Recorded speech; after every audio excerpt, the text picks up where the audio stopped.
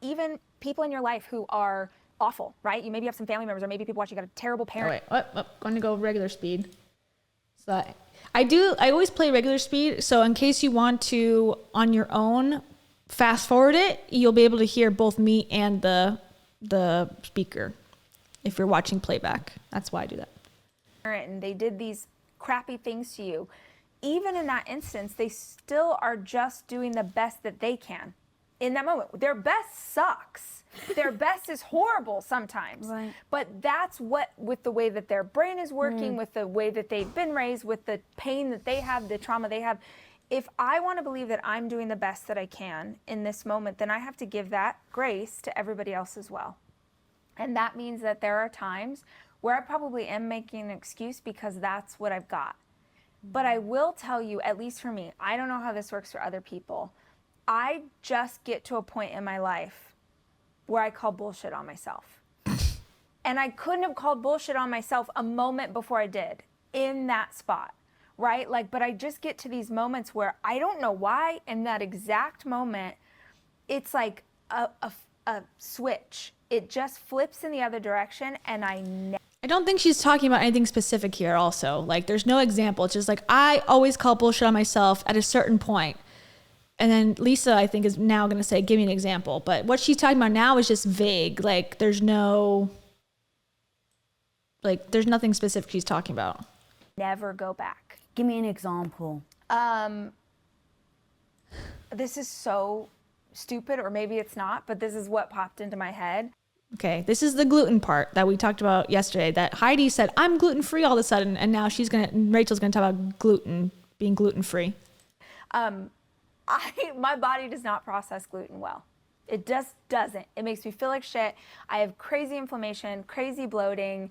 It has affected my body for years. I felt bad, pain, all the stuff, everything that you would read. But I really love bread. You can't have gluten-free bread? I know, but I'll get there. But I think here's my pitch for Lisa. Lisa, the hair, no. Yeah, there's definitely levels of cultural appropriation there. The, hey, what's up, homie thing. She goes does gang signs, sort of. Like, there's a lot to stop doing, I think, to be fully social media ready. But having said that, I feel like watching her stuff in the last year, she's starting to come out of the veil of being Tom's wife and, standing up for herself. And I feel like even in this interview, I'm good. It's not perfect. There's, she's got a lot to learn, I think. But even give me an example. Can't you have gluten-free bread? It's at least pushing back a little bit. And I'm yes, good. Keep working on it, and then divorce Tom. And then I think I would be on board with what, she's got to say, honestly. Because I don't think it's, not necessarily something that I would find extremely helpful. I don't find myself coming from a rich family, moving into a, $20 million mansion and being bored about it. That's not really my problem in life.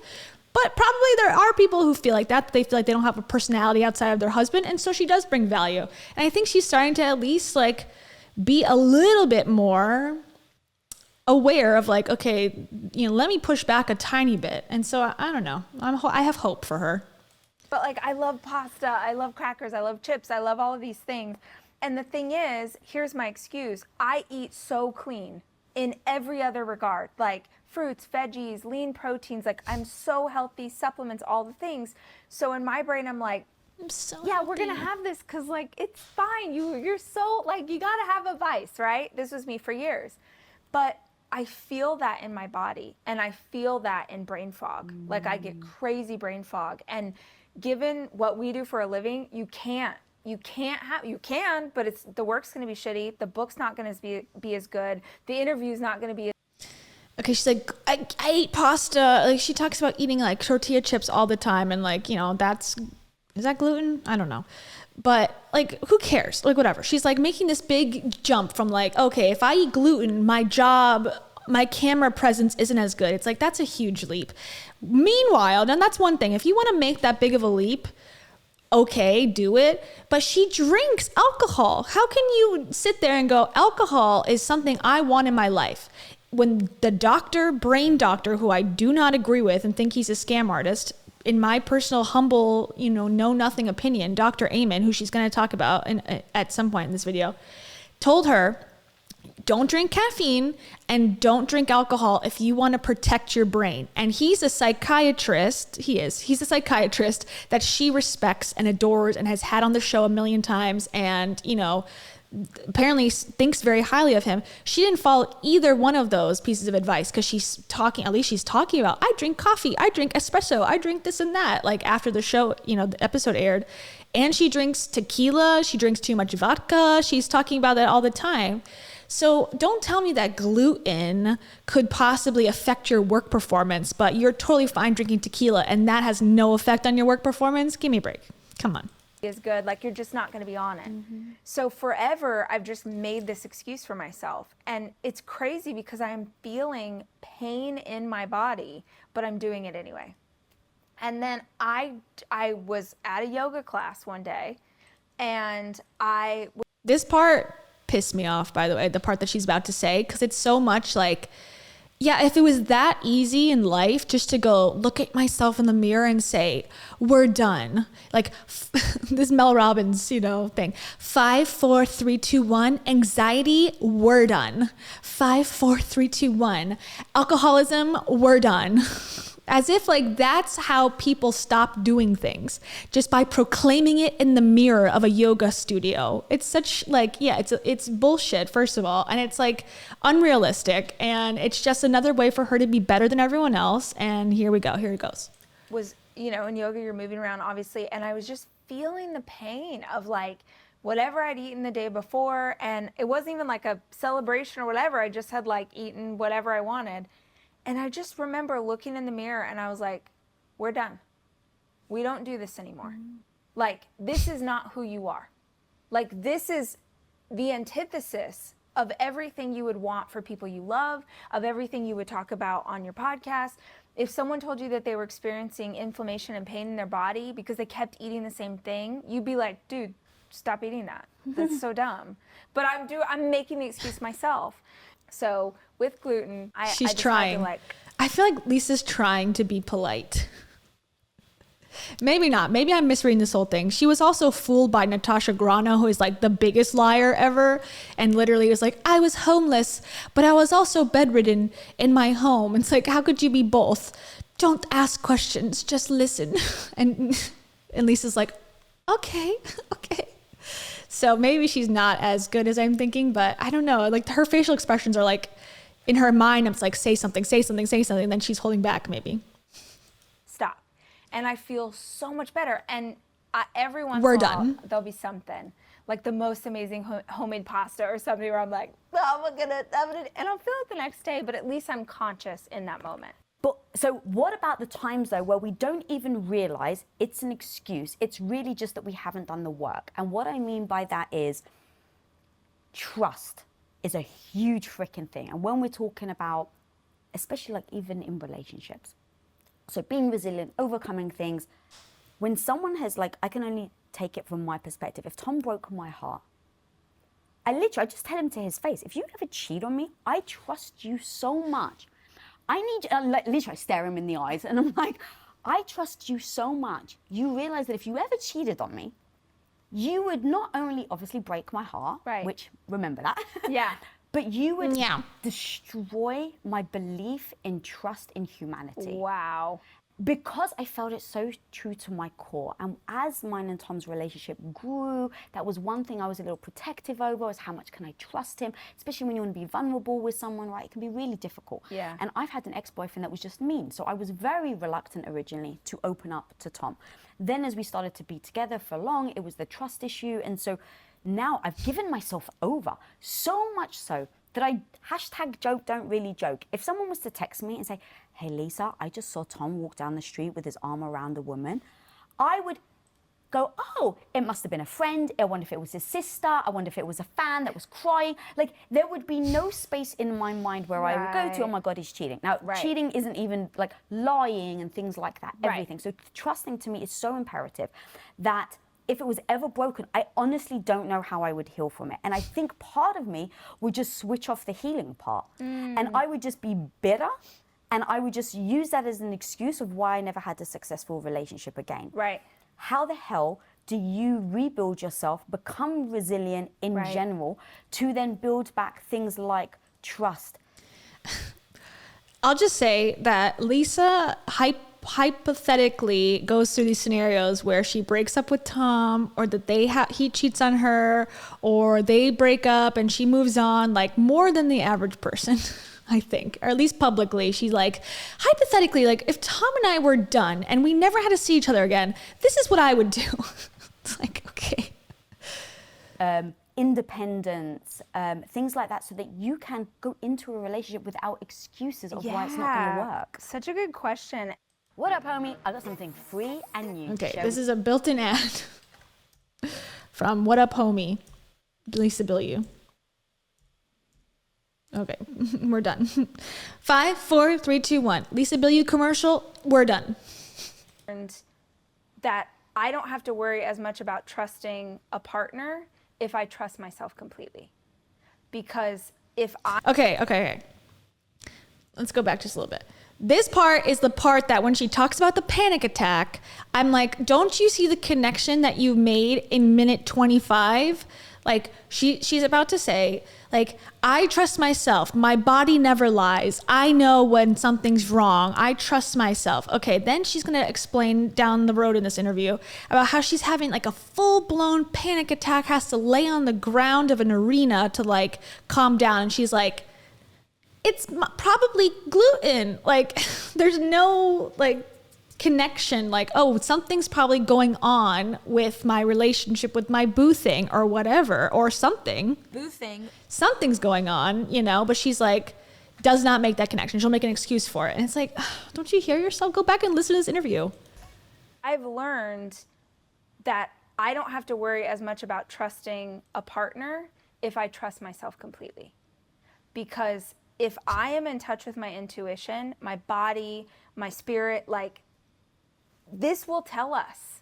We freaking know. I would challenge anybody who's listening to this to think of someone in their life where it went really wrong. A business relationship, a romantic relationship, a friendship. This is my favorite thing to do. Like, think of someone, you don't have to say who, but think of someone. And think of when it went wrong. And then think of when you had the first red flag that something was wrong. It's never the same moment. It's never the same moment. Something in us tells us. I gotta screenshot this. When you're listening to Rachel Hollis talk about gluten. Oh my God. Okay. I'm sorry, I'm going through your comments. They're coming in so fast. They're coming in so fast, guys. I'm like so popular. Like, you guys are telling me so many things. Oh my God. No, seriously, I got a little behind, so I'm trying to catch up with them. Okay. Sorry. It was perfect timing. She's like, okay, that analogy makes no sense. And we don't know what it is. There's a really old book called The Gift of Fear by Gavin DeBecker, which is, he was a private security guy, and he's talking about how important fear is. But in that book, he says, humans are the only animal that will sense that something is wrong and keep walking towards it. And women do this all the time because we do not want to hurt anyone's feelings. We don't want to be a bad girl. This trusting your intuition and trusting your gut, we have been so separated from ourselves, from our bodies for like. When you hear Rachel Hollis say something not backed up by facts, the meme. Maddie, this interview is from like this week or last week. 1,000 Reasons. September 14th. So very, very recent. Just so you know. And, okay. So here's my thing that I always bring up when it comes to intuition talk. And this is not just Rachel Hollis. This is any self-help person. They will talk about intuition, follow your gut, go with your instincts. Like, we're ancient warriors who, we walk into, they always like bring up these old comparisons. Like, when we were in the forest and there was a predator, we would feel like whatever. Okay, fine. We have fear for, like the parasympathetic nervous system. You have that built in so you can fight off predators, but we don't have it anymore. So blah, blah, blah, blah, blah. Okay, so it makes us more anxious. All right, great. That's one thing, but listen to your gut. Okay, go for it. But then at the same token, usually in the same fucking speech, it's like limiting beliefs. Push past your fear. Get over your fear of failure. Don't let your limiting beliefs about money, about health, about relationships hold you back. So what is it? How do you determine intuition versus a limiting belief? And they have no answer because there is no way. It's like discernment. And it always looks clearer in hindsight. If you get married to a guy like Rachel, big red flag when Dave was like, in the beginning of their relationship and she felt like a booty call. Okay. But then she said, oh no, my limiting belief was that like he couldn't change. He did change. So my intuition that he was a good guy is true. Okay. Now they break up 20 years later. It's like, I should have followed my intuition. But then what about your limiting belief that he wasn't a good, it's like none of it makes sense. And it's so convenient that they never address that ever. So here we go. Trust what you know is best. Since I could talk for 5 hours about this. But if you can learn to trust this feeling inside of you, it will tell you. I look back now and I'm thinking of like all of these things that I'm like, your body was literally screaming at you that things are not okay. And this is like in business and life, like throughout my adult life, I can think of moments where I'm like, oh yeah, your gut was trying to tell you, oh, it was manifesting as this crazy thing or this crazy thing in your system because you wouldn't listen. So I feel like, yes, I've learned to trust is earned. It's not given immediately anymore. But more than anything, if I have trust with myself, I feel like my inner knowing will always tell me if something's not okay. And if unless it's a major panic attack, then that's a hormonal issue. I'm telling you, like in the same interview, like there's big red flags, like holes to poke in all of this like dogma, but it's never addressed. I can just learn to listen to it. It won't take as long next time. All right, do you have a strategy on how you're training yourself to listen to it? Well, so I think in order to do that, you have to get still. And I mean, every podcast on the planet, including y'all's, would talk to people about meditation, right? Is to quiet the mind, is to listen to that inner voice. I think that when I first started hearing people talk about meditation, I was really overwhelmed by it because my brain races. And so the idea of trying to sit for an hour in like crisscross applesauce on the floor and like meditate, I just was like, this is too much. So I think it's important to find a way to quiet your mind in a way that works for you and to understand that that is a practice. And if you keep coming back to it, you will get better. So now I actually can meditate for like 20 minutes. That's impressive. I know, right. But in the beginning, it was like 10 seconds. I'd be like, what did I need to get at Whole Foods today? Like I just couldn't. It's nails on a chalkboard for me, meditation. It is. But you can find things that are meditative to you. Same, so Lisa, honestly. One of the greatest meditations. I can do it sometimes, but since I got out of like the woo-woo lifestyle, I really don't do it much. It's not anything wrong with meditation. I just don't think it's for everybody, and it's pushed on everybody. And I think sometimes it's like, here's my hot take on meditation. Not for everybody, but it seems like leaders, like, people at and we've already talked about at one point, like, mindfulness is the wrong response to like a kind of a broken society.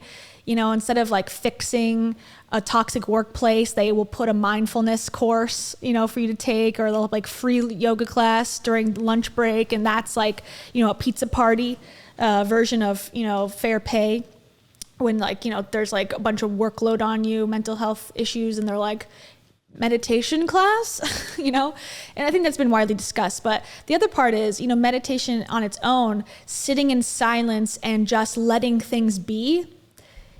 Hot take, maybe that's not the right thing to do. Maybe we should feel some anger, some feelings of I'm being wronged in XYZ situation, and I'm going to stand up for myself and do something about it, as opposed to just like, I'm going to be the bigger person. I'm going to sit here and let it wash over me. Like, I don't think people in politics are meditating and letting things go. I think they're planning, they're strategizing, they're taking risks, they're like, cutting people's throats, and that's not necessarily good. But I don't think all the time just letting things go is good either. I don't know. Maybe it's to keep people in control, being under control. Let yourself let things go. Does that always help you? Sometimes, but sometimes maybe you need to like let the person know that you're pissed off or hold them accountable. Okay. In my life is running. That's not for everybody, but for me, that movement and the repetitive nature of doing that again and again quiets my mind. So anything that can quiet your mind so that you can listen to what is going on, because I believe that our body is always talking to us, and I'm more of a hippie than you are. I believe that guides, angels. I'm more of a hippie than you are. I know I have to write that one down. 2902. Am I the only hippie? I know I'm more of a hippie than you are. I believe there are so many things around that are trying to tell you this person is not okay, or this situation is a red flag, or whatever, But if you're racing from one thing to the next, if you're constantly bombarded with music, if you're constantly, you're listening to a podcast, we love our podcast, but if you're doing all these things and never allowing your thoughts to come in, you're not gonna even be able to differentiate what is that intuition and what is just noise. I love that. Now I think about, what is it about gut intuition that we keep saying we keep ignoring? All right, well, think about it. If you're a kid, you start to... I gotta say too, I also love Yoga with Adriene. She has not become a self-help cult leader. She does yoga with her dog, and it's free, and I love it. And I think I love her voice, and I mean, I don't love her like in a deep relationship way, but I love her content. And the guy who helps produce it, I don't know if it's her husband or somebody, he follows me on Twitter, which I think is so cool. I'd never post on Twitter ever, but... Side note about Yoga with Adriene, there's a little sliver of connection between us. You train yourself, right? So you sense something, you see a micro expression in someone, and then 3 weeks later, they're extremely aggressive and you see them flip out on someone. And so now, over time, as you get older, you start to make the association between the gut feelings that you're sensing and then what's actually happening. Right. Oh, I'm so excited we're talking about this. Keep going. Sorry. So when I just think about, it's all been a training. So the only thing that we're doing now is we're ignoring the training that we've had. Yes. Well, here's the other thing is I've been seeing this so much in the last few days, and now I feel like I've been seeing it because we're supposed to have this conversation.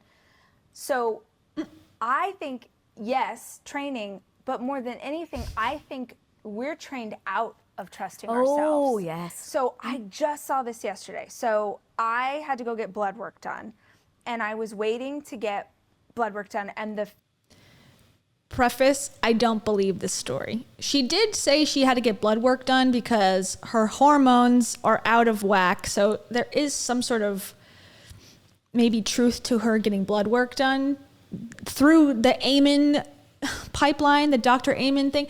Like, I feel like these people don't do anything that isn't in their like their wheelhouse of influence. Like, she has to get blood work done. She's not going to a regular doctor. She's doing something related to a story that she did, a podcast that she did, whatever.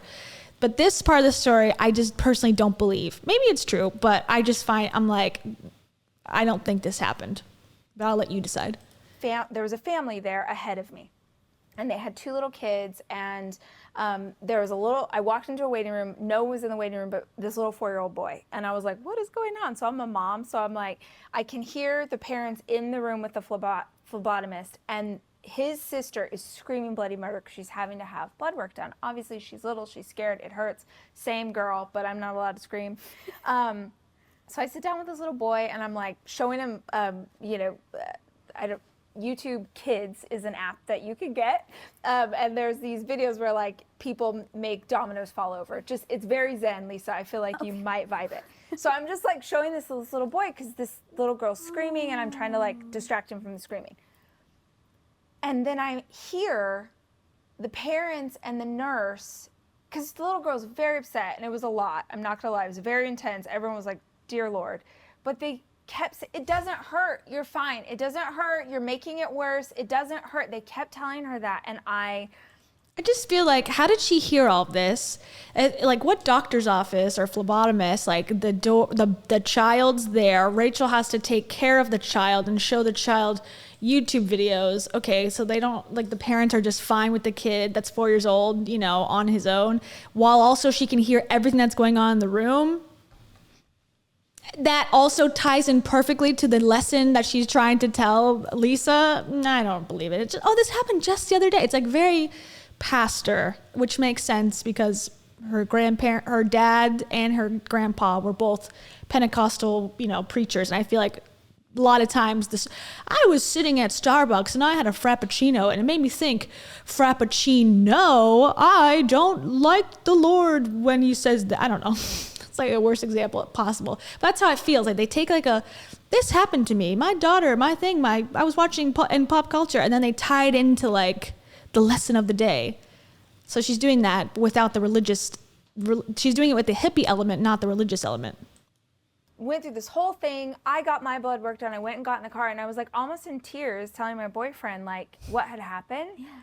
Because my boyfriend, something about that bothered me so much, because how often, this happens to all kids, but especially little girls, how often are we gaslighting little girls and telling them things that doesn't hurt, you're not hurt, you're fine, it's not scary, it's this, our kids are telling us how they're feeling. And there are ways to talk about that, to help them unpack it, to help them understand. But how often do adults tell a child that what they're feeling is not what they're feeling, which is the definition of gaslighting?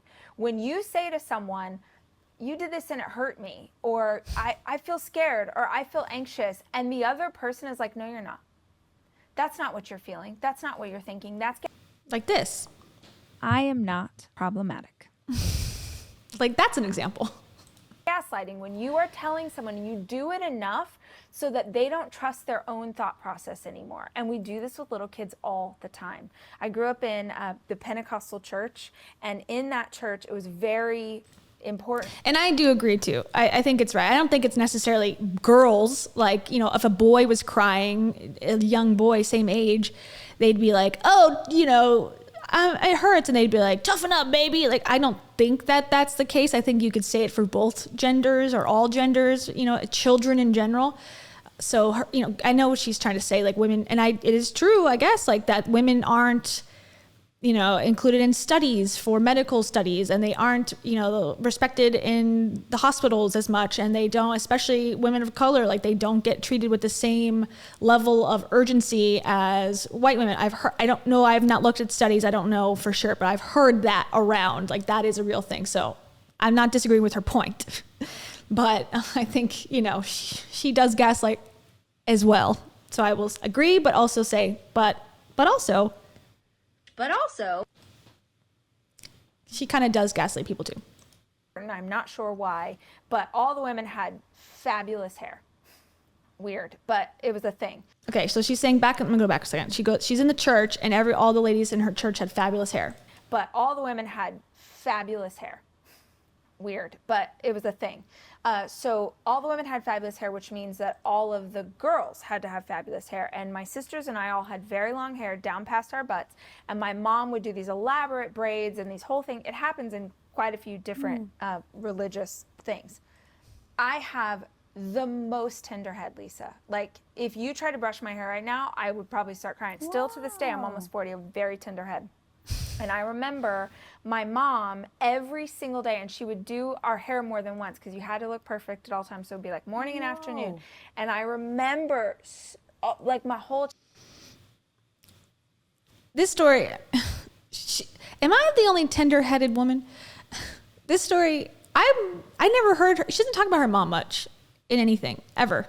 And I always remember like Rachel's interpretation of like at least high school. It was like I was such a nerd.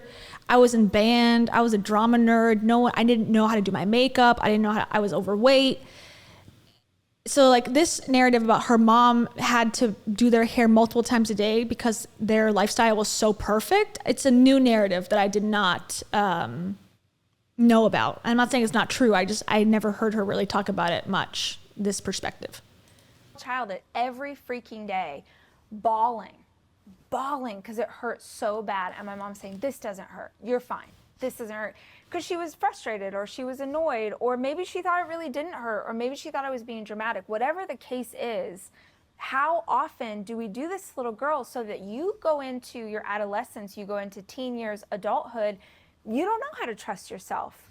You know, it's like that stupid shit that they still tell little girls where it's like, this boy punched me, he pulled my hair. Oh, he must like you. He likes you. So that a little girl learns that if a boy likes you, he's mean to you, and that's okay. Like, these mixed signals are crazy. I agree with what she's saying here too. Like, I think that's a outdated thing that we should get rid of. That like, oh, he likes you. Oh, someone's treating you shitty. Oh, that's like, he likes you. Don't be mean to him back. It's like, and that does seem to be like a girl thing. Women are told or girls are told that more. And that's anecdotally, obviously, I don't know that for sure. I don't have everyone's life experience in front of me, so I can't say, but I have heard that myself as a girl, as a former girl, like, oh, he punched me in the face. Like, oh, that's cute. He's got a crush on you. It's like, is that the best thing to tell kids? No. So I agree with her here too. Wonder that you get to your adulthood and you don't know which way's up. You don't know how to trust. I know that people... But again, like, okay, and I think this comment's funny. Lauren's comment's funny, but it's like, okay, I can agree with all these points, but like, what's the point of this content? Like, it's like, I could talk about this with my friends, or, if I had friends.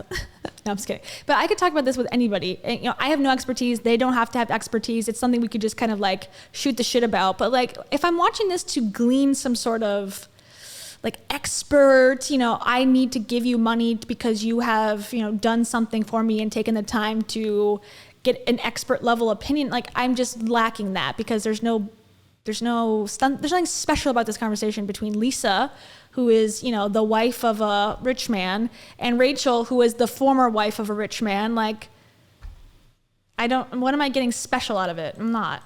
Watching this, we'll have those memories from childhood where someone made you feel weird. An uncle, or you went to church and there was like, and you just got a weird feeling, but you were taught to be respectful. You were taught, don't you, be hug a good that girl. Creepy uncle. Exactly. Like, this is so important to me when I had kids. My kids do not have to do anything that they don't want to do with their own body. And it's really interesting for grandparents. Except I will post a photo of them while they're exposed to the internet, to my followers, which I have 1.5 million. Okay, I think the message is good here.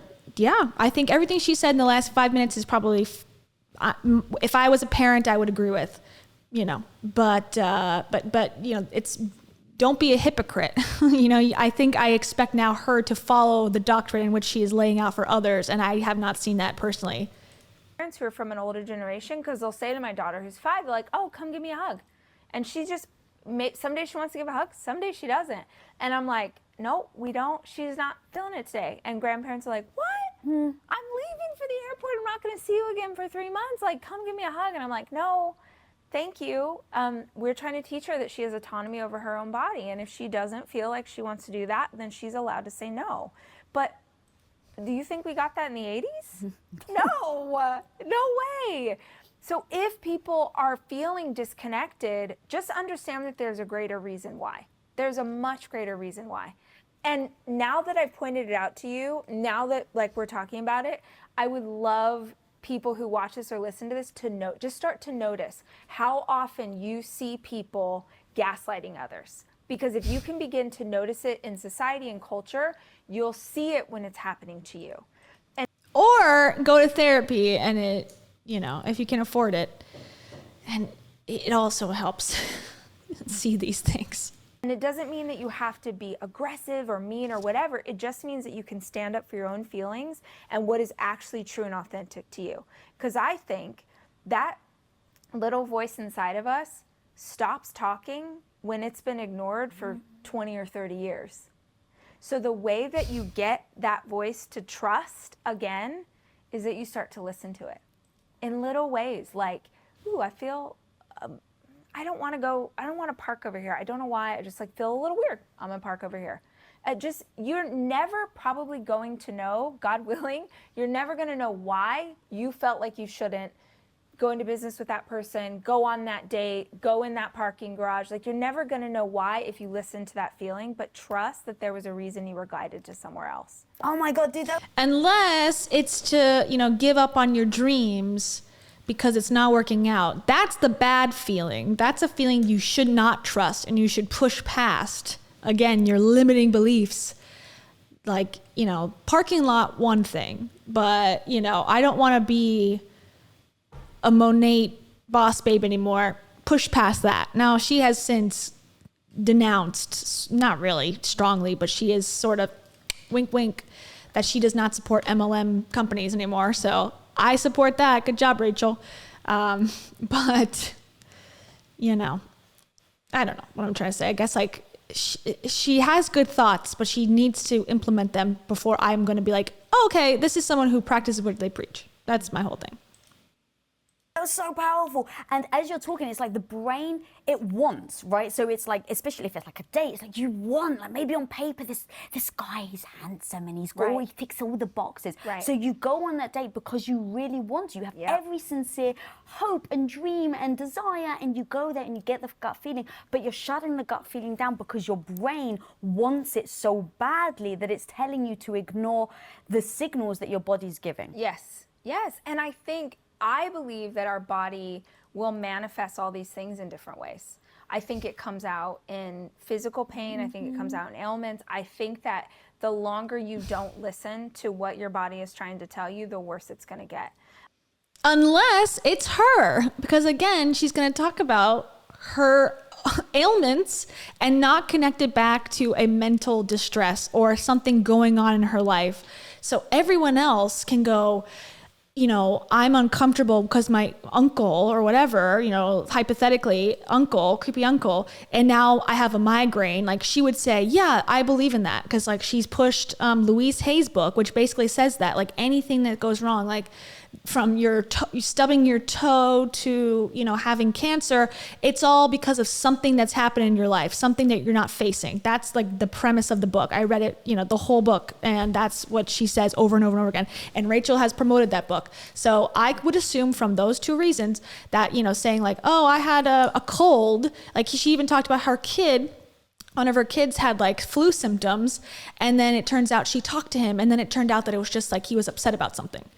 It's like, okay, but then later when she's going to talk about all her problems, no, that's hormonal. That's actually fully physical, and is going to completely contradict everything she has just said for the last 20 minutes, essentially, about, like your physical health is related and built on your mental health.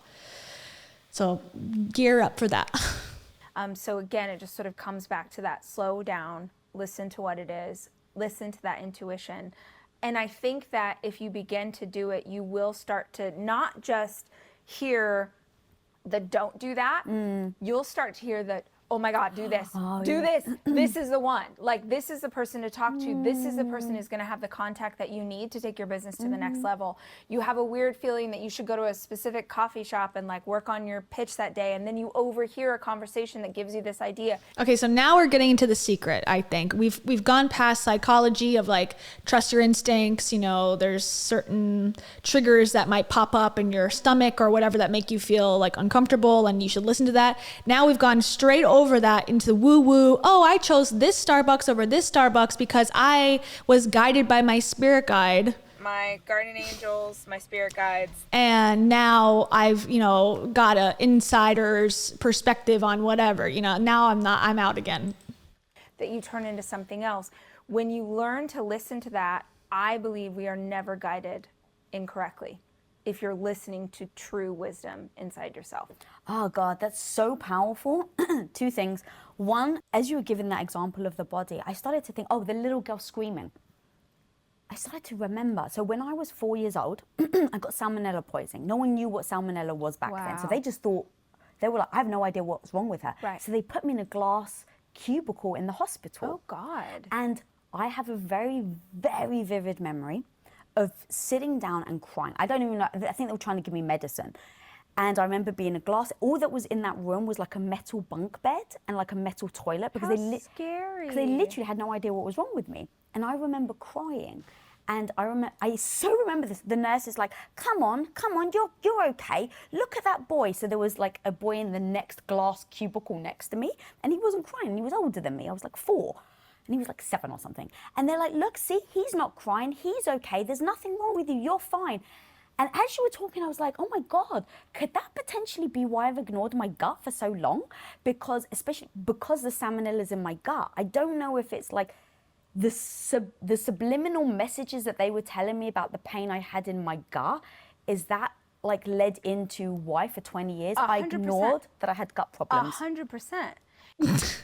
It's probably gluten.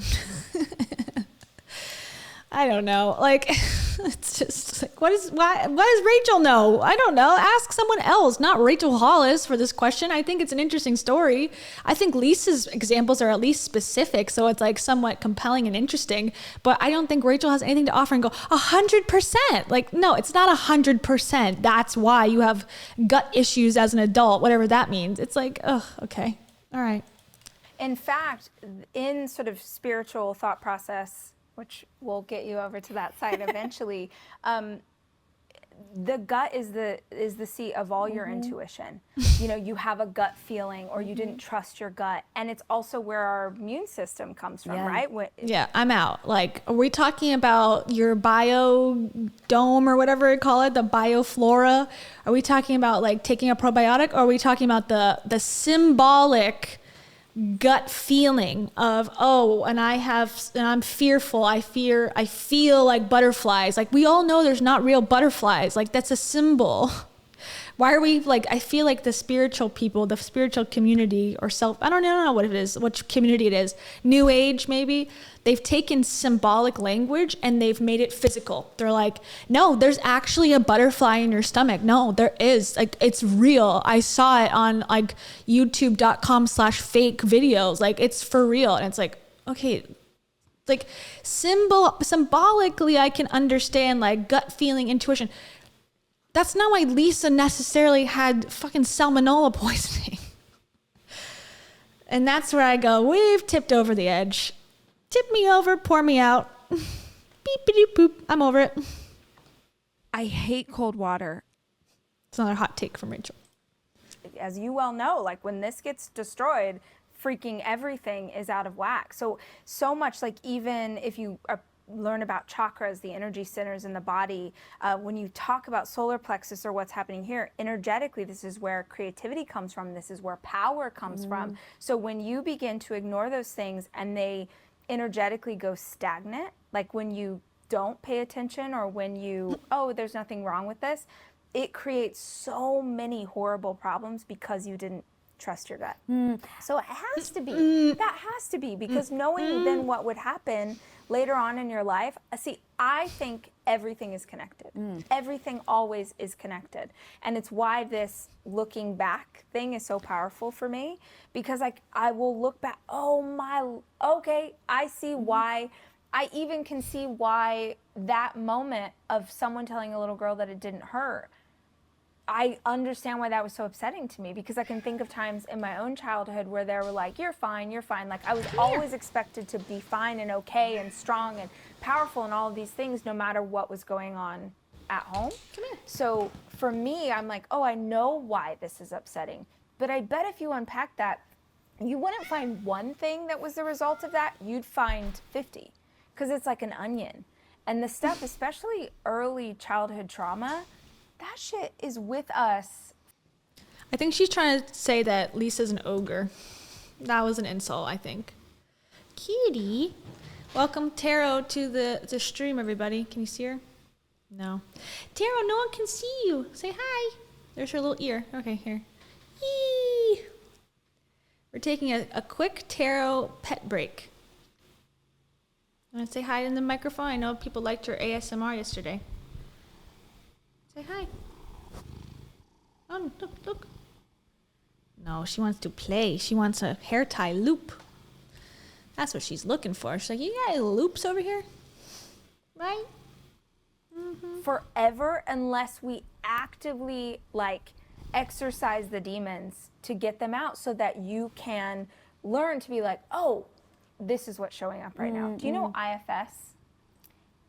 Integrated Family Systems. Yes, It's, I've heard of it. there's a new book, which I have not read yet. Okay, I'm going to send you he's a doctor, and he did an interview with Tim Ferriss that is so good. I will send it to you. The one thing I'll say about IFS, and I don't know enough about it to really, I know it's like a psychological thing and it's more real than woo-woo from what I can understand. But her ex-husband, Dave Hollis, on their, at one point, shared podcast, Rise Together, Dave has talked about IFS like pretty much at length and talked to Gabby Bernstein about it. Like, it's funny that she's like, I've just discovered IFS. It's like, Dave has been doing this for years, according to him. So... and it's like all about like the little boy that lives inside my chest. And I did a whole video about it, like how Dave's like 3 inches from my chest is where my belly button is. I'm like, or he said something. It was like, it did not make sense. So it's funny that she's bringing this up like, you know, a year later, but Dave, her ex-husband, has been like, you know, saying this has been a helpful technique and tool for him psychologically for before they got married or before they got divorced, I believe. But it's just interesting that she's now coming on to the same exact thing he has, but seems to have no awareness about it. Carol says hello. Here, let's go get another shot real quickly. Look at this cutie pie.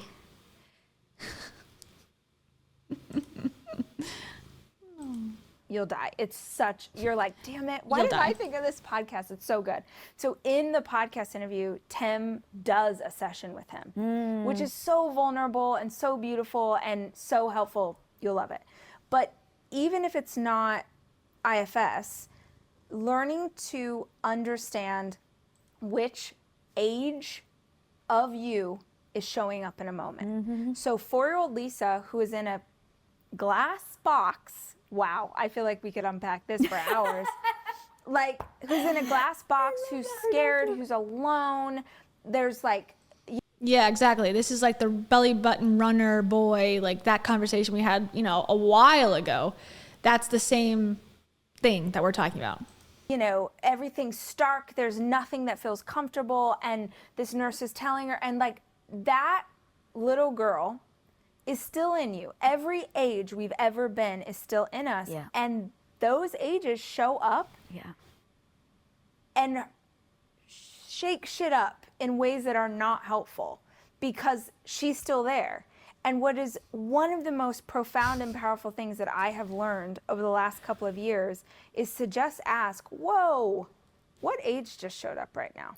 The funny thing is, as you said that, I've actually done that. Yeah. In turn, just almost like by myself. Yeah. And I don't know if I told you the story, but when a literary agent first approached Tom for me to write a book, so she pinged Tom and she's like, hey, would Lisa be interested in writing a book? So Tom comes into my office and I'm sitting there working. He's like, oh, baby, you just got enough. And I was like, oh, that's nice. And I go back to work. And he's like, what the hell's wrong with you? Yeah. Like, it's a book deal. Someone's just offered it. And I turned to him and I was like, well, who would buy a book from me? Now, this is a year ago, right? Yeah. And so in that moment, literally, I paused and I was like, the 14-year-old She's still still there. I literally said it out loud and I said it to Tom. I was like, oh, the 14-year-old. Yeah. And so in that moment, I think it's super freaking powerful of identifying what is showing up. Right. And then going back to, I've done the work so that I can, and when she shows up, I can give myself the grace. Right. And I literally go, bless her. Yeah. Oh, she's still insecure. Yeah. She still worries about what other people are going to think about her. So I totally hear the power of that. I've never done it far back though to like 4 years old. Oh, the only reason I have not recommended this person for you is because she's so woo-woo that you'd be like, Rachel, what are you doing? But I mean, she'll go like, let's talk about when you were in utero. Literally. And I'm assuming she's talking about Kimberly, the energy healer. But yeah, I'm out as well. I'm with Lisa. I'm out. Tell me about when you were in utero. Well, it was warm, and I heard a lot of baby Mozart music, and that's why I hate classical music, because it was really hard to listen to that much baby Einstein in utero. So wild, dude, because you're like, I don't know what you're talking about. I don't remember. And she'll be like, oh, let's think about it. Yeah. Because that's what's coming, because she's intuiting, right? So she'll be like, that's what's coming up for me right now. And then you'll be like, well. That's what's coming up for me right now. You and utero. So stupid, in my opinion. Oh, yeah. I mean, I guess in my instance, when this came up in the story, my mom didn't want a fourth kid. I mean, 4 kids is a lot, right? So she had 3, that was a lot. It was so many things, and she was already struggling in a lot of different ways, and my dad really wanted a 4th baby. He felt like, his story is like, he felt like if we didn't have this 4th baby, then, someone would always be missing. And so I'm thinking, what must that have felt like? She's like, at the baby shower for me, my mom had a box cake, and that's when all my issues began in utero. The funfetti baby gender reveal cake. It actually started it all. For my mom to not want something, and in a lot of ways not have the same access or resources that I have as a mother, or the help or the means, and then sort of feel like she needed to have this baby because my dad wanted it, and that baby was me. So, even from a scientific standpoint, a baby is absorbing what its mother is going through or feeling. And not to say my mom loves me so much, she's my biggest fan, like. Don't say from a scientific standpoint. Let's say from a spiritualistic standpoint, please. You're absorbing your mom's desire not to have you. I don't know. It seems a little strong and mean to your mom. Not that I'm mean to my mom. Trust me, I've talked a lot of shit about my mom. But it's I don't think that I wouldn't blame my mom for having thoughts of, whatever she wanted to have thoughts of when she was pregnant with me. That's unfair, I think, a little bit. All those things. But that was a very real feeling that would have permeated my entire time inside of her. So when someone asked that question, I'm like, okay, damn, yeah, there was stuff going on when my mom was pregnant with me. But what I love about sessions with her is she's asking questions and kind of guiding, but she's not giving you answers. She'll be like, I have this feeling let's talk about when you were 7. And you're like, nothing happened when I was 7. And then she's like, just sit with it for a minute. It's called cold reading. Do you have a brother? No. Oh, okay, yeah. But what if you did? Interesting point. It's she doesn't have any information. That's why it's okay, just yeah, you could it's a prompt. Anyone at any time can really come up with something. I guess we were living in the cold, so I could have been cold in utero. Maybe that's why I'm cold all the time. See, I helped guide you. It's anyone can come to any conclusion, especially when you're being coerced, perhaps.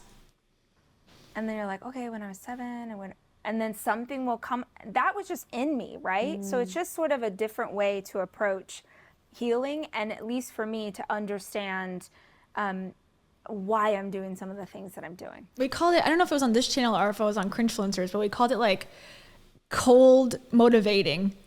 When it's cold reading, but you're just it's on a stage, and you're just going with it, and you're asking people in the audience different things, and you're telling them what they think. It's it's a cold motivation, a cold reading, but you're the one doing it outwardly. And usually it's about self-help and neuroscience and bullshit like that. It's not real.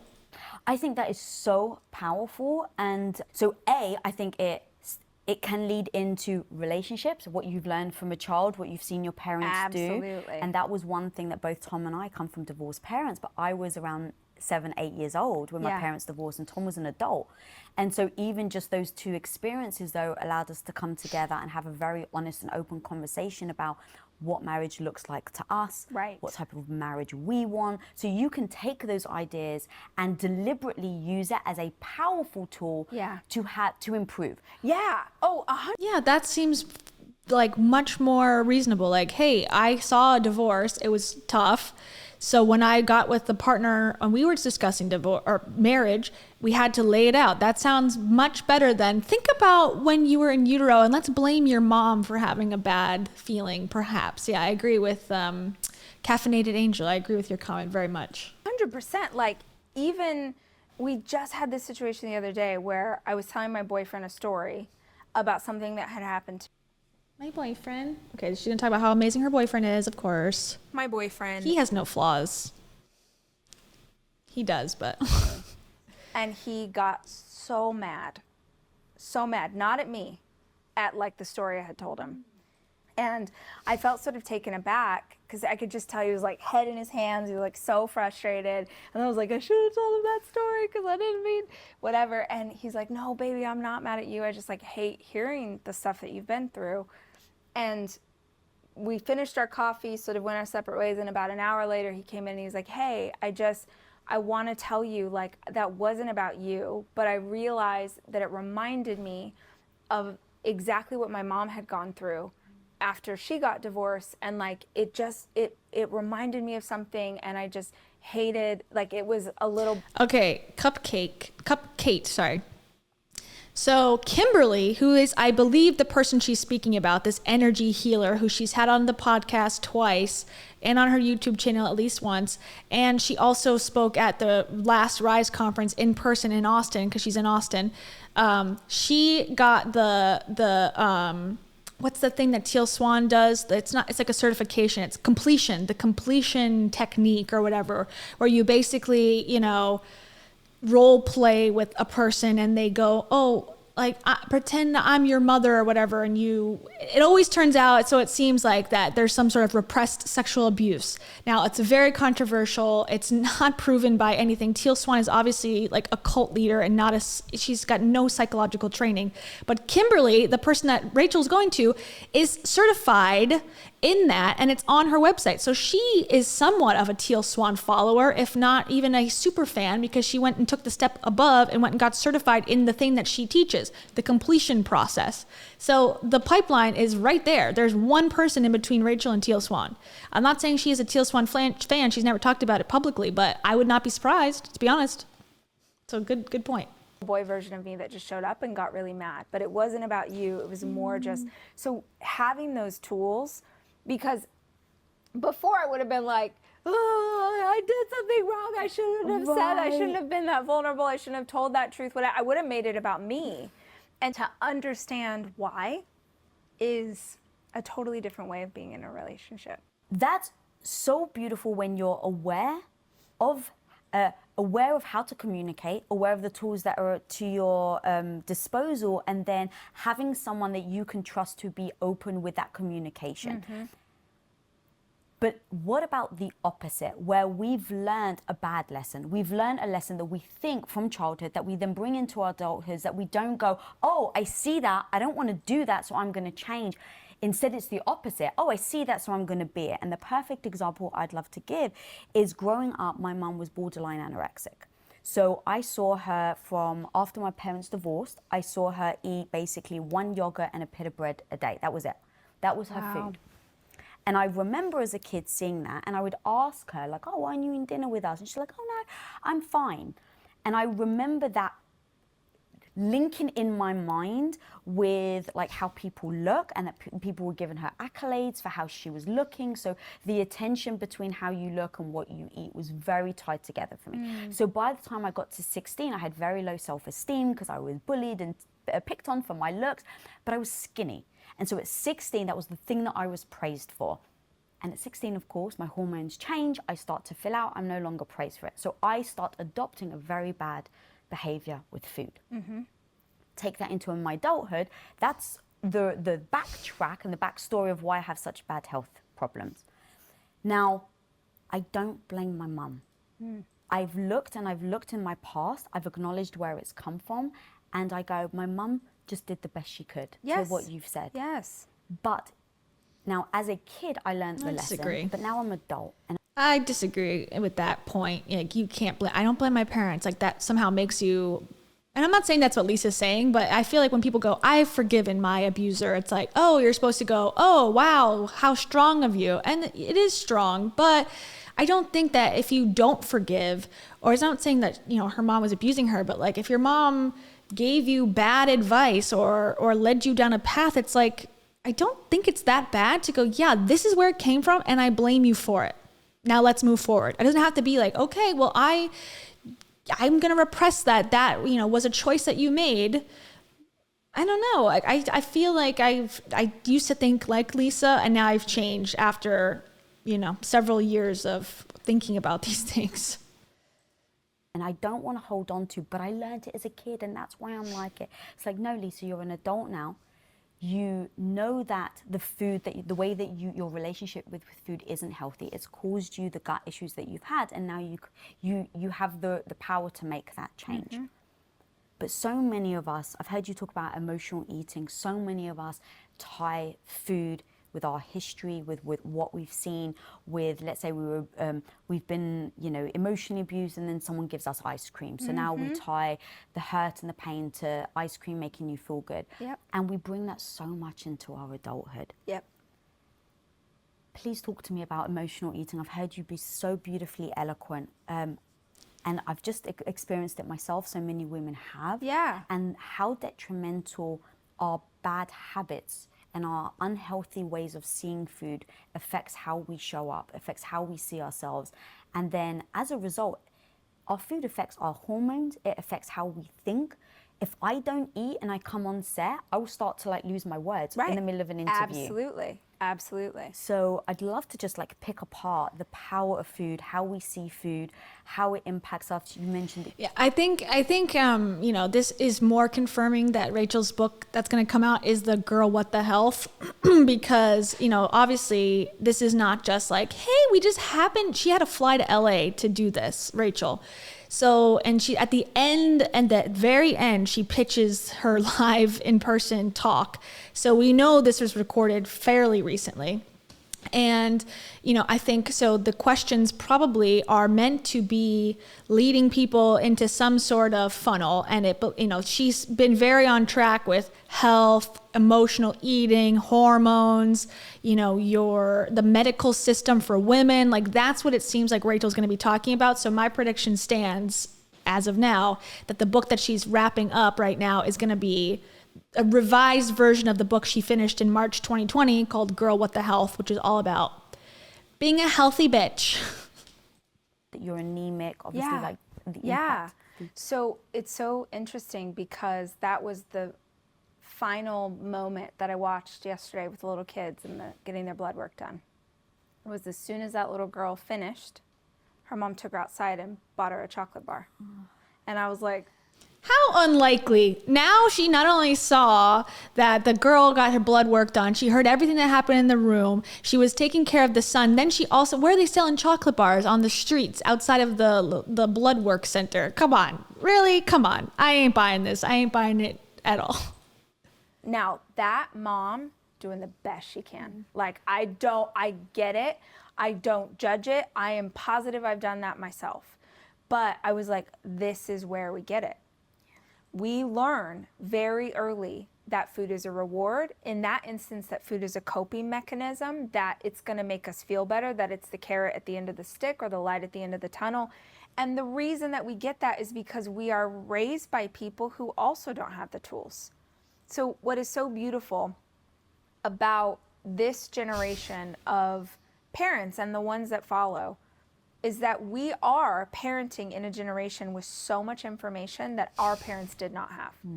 You and I could pick up a phone right now and find out any answer that we need for anything we have going on in our lives, and our parents didn't have that. So in your instance, that was your mom's story, right? And I heard once, we are either a reaction to or a reflection of the people who raised us. Ooh. We are either a reaction to or or a reflection of the people who raised us. So you saw your mom. That line, I was like, I'm sure she didn't come up with it, but and I think she sort of said where she got it from, but I blanked out for a second. I did like that. It's like, oh, okay, I can like, that's something that remained in my head. Like, okay, you're either a reflection of or a response. And I think it's both a lot of times too. It's not just either or, it's not black or white. Reflection or response to. And I can identify with that for sure, because I feel like I have a lot of my parents in me and a lot of stuff I'm doing daily to like say fuck you to them, you know, in a way. So I get it. I think that was actually powerful, as they say. You know, again, but the bar being very low. Cope with food in that way. I learned that food was what you used to make yourself feel better. You know, there were so many hard challenges in my childhood. And then if I go back one generation, if I give my parents grace, I look at their childhoods and I'm like, oh my God, I can't even imagine. If I think my childhood was hard, they had it 10,000 times harder. So they both learned that no matter what was happening, food would make you feel better. And so they gave that to us. A lot. And I mean, food was a reward, food was my friend, food was celebration, food was all of those things. And I came into... It's also for her though too, because she'll be like, I got a queso and a margarita and I'm having a good ass night. Like that's stuff that Rachel says on the regular. So you're also promoting it to other people. If this is such an issue for you, then stop doing that as well. Don't be like, my parents really put this on me. It's like you're putting it onto the public as well. So just like, again, discern like, okay, do I really believe in this? That I can never have like food as a celebration? Okay, fine. But then don't in the next breath go, Marg time. I love when I get my burrito, which is so delicious. And I had a hard week. So it's, you know, like you're doing it. This thing that you're saying is problematic. To my adult life with that, right? And I don't ever really remember it being an issue. I wasn't healthy at all. Like I didn't know how to be healthy. And when I say healthy, I think in terms of eating foods that are a blessing to your body, eating things that are nutritious, drinking water, getting enough sleep. That's what I mean by healthy, not thin. I had no idea. But I do mean thin. I'm not saying that's necessary, but that's what I'm saying. Thank you, Melissa. Welcome to the membership. That's what we do in the membership. Play the horn. Anything having to do with that, because that's not how I was raised. We deep fry food, we cover it in gravy, we add cheese, we like some bacon. My family's Southern on both sides. Like, that's just what it was. And for me, I came into my early adult life just like eating that way. And I definitely wasn't in shape. I never exercised. At my heaviest, I was about 60 pounds heavier than I am right now. Which... I thought we weren't talking about thinness.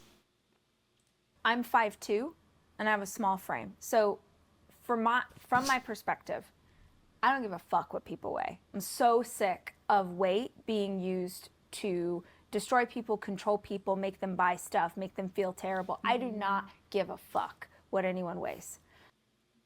But I care what I weigh, and I know that I need to be thin because my frame is so small. But for me, if I had 60 pounds to my current frame, what that did to my physical body, the pain that I experienced in my physical body, the lack of energy, my sleep was off. I was at 20 and I am 1,000 times healthier at 40 than I was at 20. 1,000 times. Yeah, because you got money. Duh. Everyone would agree with you. Hey, when did you have more money, at 20 or at 40? Oh, at 40, I had, millions. Okay, well, then I would imagine you'll be healthier. Correct. Prediction correct. I couldn't have walked a mile, let alone run a marathon. Like, it's crazy. That being said, it didn't really become an issue for me until I had my first baby. Because then, if you liked food before, try some pregnancy hormones on for size. Because then we went ham. Then it was like, what can I eat? What can't I eat? Well, I mean, let's go. I was so sick, and the thing that made me feel better was like chicken strips and vanilla milkshakes. So I went there every day, all the time. And that's when I gained the most weight. And I still didn't care because I was pregnant. Whatever. I thought this is what we do when we're pregnant. then I had the baby, and I didn't, he didn't weigh 50 pounds, so that was really weird for me because I was like, what is all this? Well, famously in the Hollis universe, her and Dave, there's a picture of probably of less than 60 pounds on Rachel Hollis's tiny, tiny frame. Okay, you want to get down? Okay. Sorry. And sorry, everybody. There's a picture of her and Dave playing croquet or something. And, she's probably like, I don't know, like a tiny bit. I couldn't even really tell, to be honest, like how much bigger she is in that picture. And it's like, we look like we were stung by 1,000 bees. Okay, so that's not talking about thinness. That's not talking about how you look. That's not saying like, oh, I couldn't breathe walking up the stairs when we were looking like that at that time. No, she's like, we look bad. We've improved our look so much. Okay. So again, like what she's saying now is fine. It's the more, acceptable way to talk now in the self-help space, I guess, at least with women. Men are more like, you gotta work out and be ripped or else you are an unworthy male. That's a whole other problem. But yeah, I don't buy it. It's not real. Like maybe she's changed, but she hasn't said like, 5 years ago, I really cared about thinness. I struggle. I personally, Kayla, struggle with that all the time. I still struggle with it. I looked at myself for many, many years at 115, at 120 and go, I'm so fat. I connected with other women about how fat we thought we were. If I met a girl there's a girl today, one of my friends from college texted me today, like, how did blah, blah, blah get so skinny? I'm like, isn't she pregnant? And she's like, yeah, but before the pregnancy, she was so skinny. How did she do it? I'm so jealous. It's like, this is an issue that, I can identify with greatly, but I feel like she's not quite saying like, this is something I've dealt with. She always makes it seem like, oh, I never care about anyone being thin. It's all like the patriarchy. It's like you also, were in the world at that time. All the magazines affected all of us. Let's get through it together. Why do you have to be better than everybody else? Okay, rant, sorry. You're like, what? Yeah, and because I had no idea how to eat healthfully or how to exercise or any of it, I had no idea what to do. I had no idea how to make my body just go back to something I recognized. And that's when emotional eating, I definitely had it as a child, but that's when it really got out of control. And for me, it's a loop. So it looks like experience shame of some kind, right? So I'm experiencing shame or I'm stressed out or something's bad. And then I'm like, oh, I'm going to comfort myself by eating a bag of Oreos. I'm going to comfort myself by eating all these chips or going and getting Taco Bell or, doing whatever. And then I would go do it and I would feel really good for a moment, for as long as it took me to eat the food that I was binging on in that moment. And then the second that I finished eating, I would feel shame.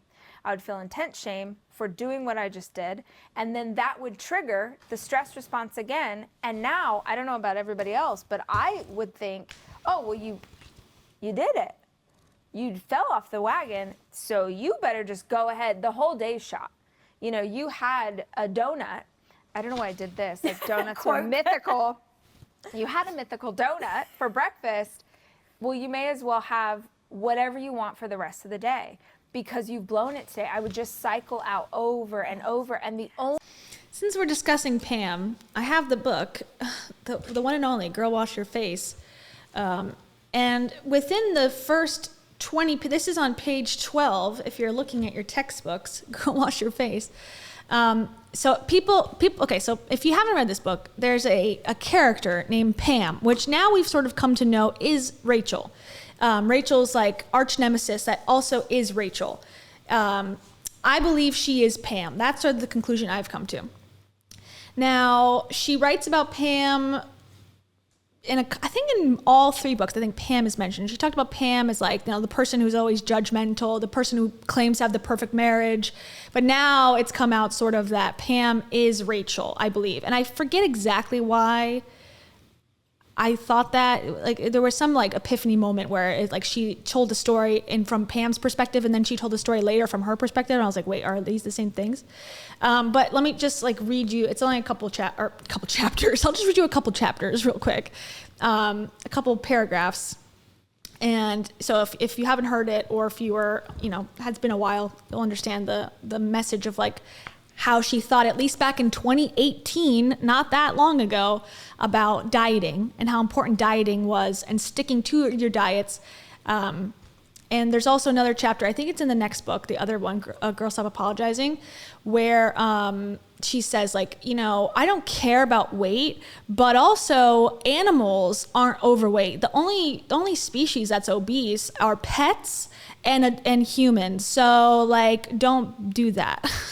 So, okay, this is from Girl Wash Your Face, from the chapter called I'll Start Tomorrow. All right, it says, a few months ago, I was out to dinner. Actually, I'll put myself on here. Hold on. We'll go full screen for this one. Yeah, this is my book club. It's called Built Through Live Streaming. A few months ago, I was out to dinner with my closest girlfriends. It was an impromptu happy hour that turned into an impromptu dinner and ended up going later than any of us anticipated. I got home after the kids were in bed, and Dave was already deep into a game of Major League Ball or Hard-Hitting League or whatever the name is of the baseball game he's played nightly for the last 2 years of our marriage, without making any real progress that I'm aware of. Burn. Burn. That wasn't nice. So I gave him a smooch and chatted with him about his day. Then I went downstairs to the basement where our old treadmill is hidden and ran a few miles. I put the evidence of that workout on Snapchat, and later my girlfriend saw it and sent me a text. You worked out after dinner? What in the world? I wrote back, yes, because I planned on doing it and didn't want to cancel. Couldn't you just postpone until tomorrow? She was genuinely perplexed.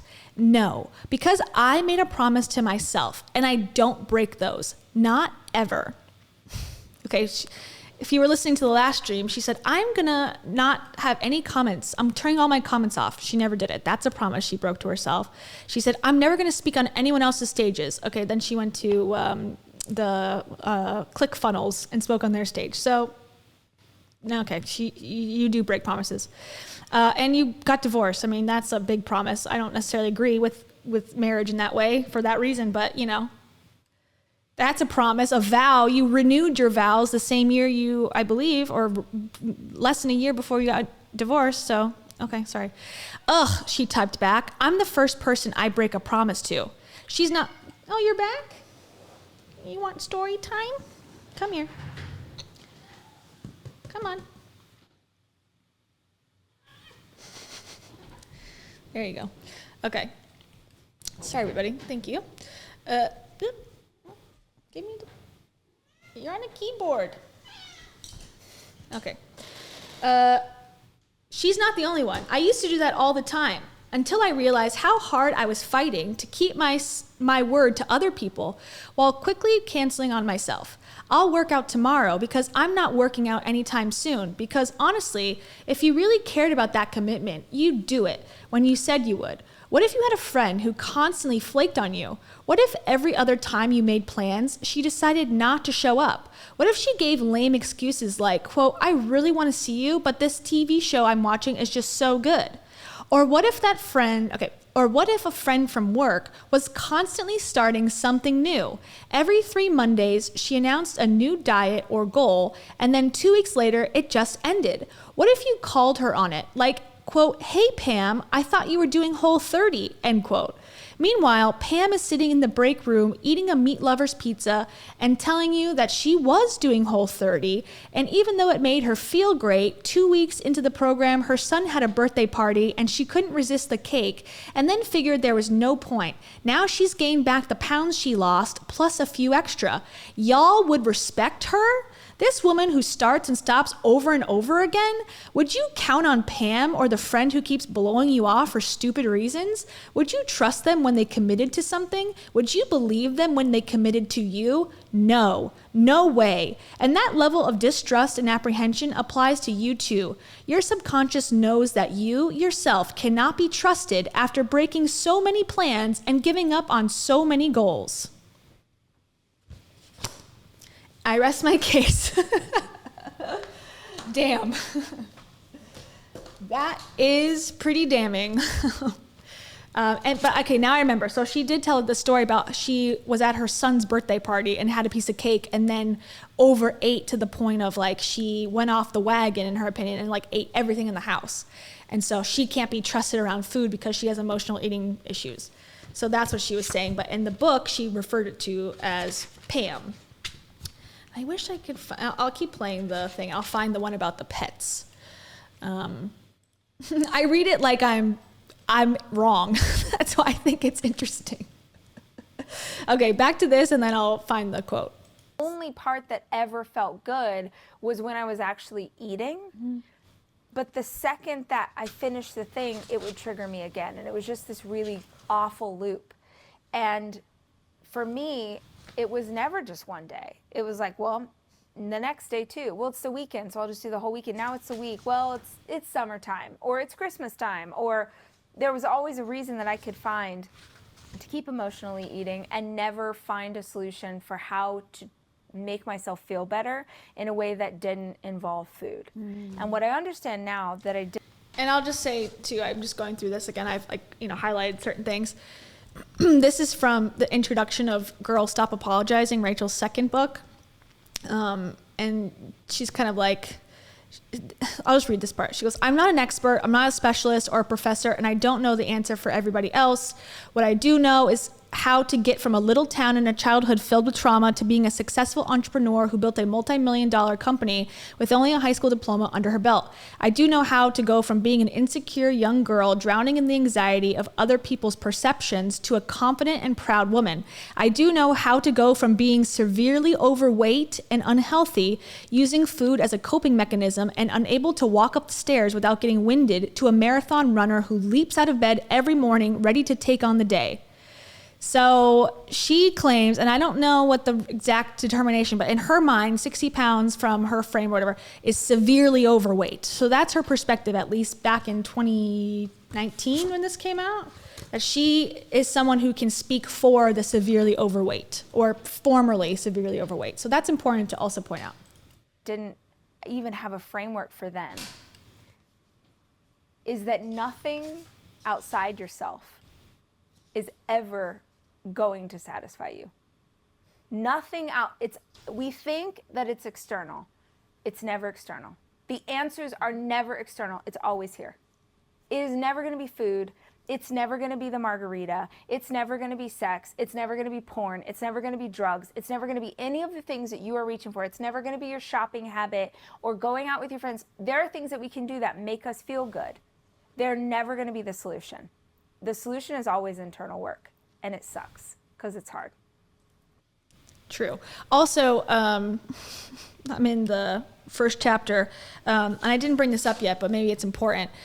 This line right here, it says, again, we know that she's accused Dave of having a double life. In this chapter, it says, and so I lived a double life. So she's claiming she lived a double life here. Now it's not as like insidious, like I had a gambling addiction secretly. It's more about like I appeared amazing and happy to the public, and then behind closed doors I was unhappy. But it's even the terminology that she used. She accused herself of having a double life, and then later on Dave. But that emotional eating was a spiral that just kept going and going and going, and I had for most of my adult life. And it was a slow unraveling. I think those things that we've had since childhood, they don't go away quickly or easily.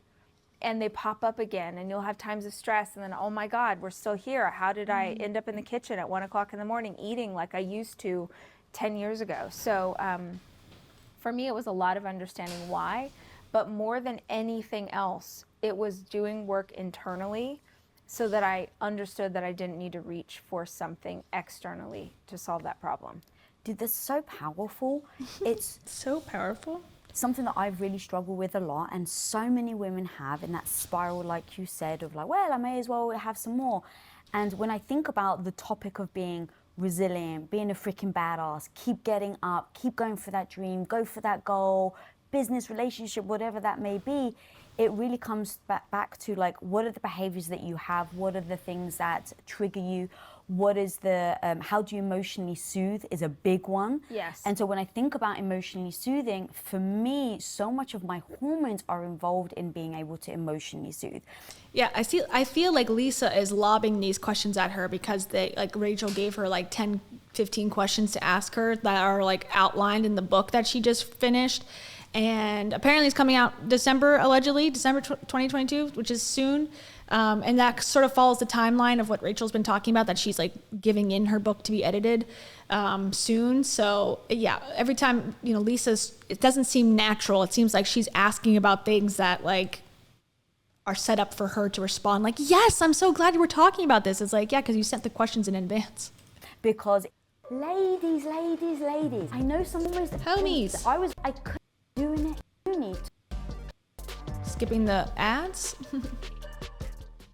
If I'm, upset or sad, I go, okay, well, where is it maybe in my cycle? Where am I? Have I eaten? Right. And so I start to break down these elements. And so as I start to look more and more into my hormones as being an impact on how I show up every day, I start to look at how the food is the thing that is impacting my hormones that then impacts how I feel about myself to either show up or not. Yep. And so when I heard you talk about this emotional eating, when I thought through how many of us women deal with emotional eating, I think of if we can solve this, or if we can gain strength in when it comes to food, how we deal with our emotions in those moments, I think it's easier to then get back up. Yeah. Because to your point, you fall, now you stuffed your face with Oreos, cookies, and donuts. The very next day, you feel shitty about yourself. You feel not just emotionally, but physically, Yes. you feel bad.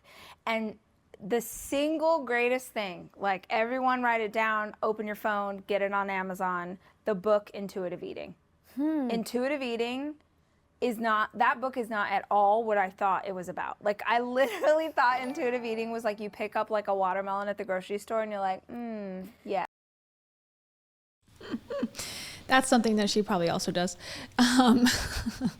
Thank you, Lydia Tostenson. Maybe close. Lydia, I think I got right. Thank you so much. Lydia says, I'm introducing my mom to the Hollis verse right now, and she wants to know, will Dave buy her a boat? Yes. Actually, Heidi, let's ask Heidi. Heidi says, No.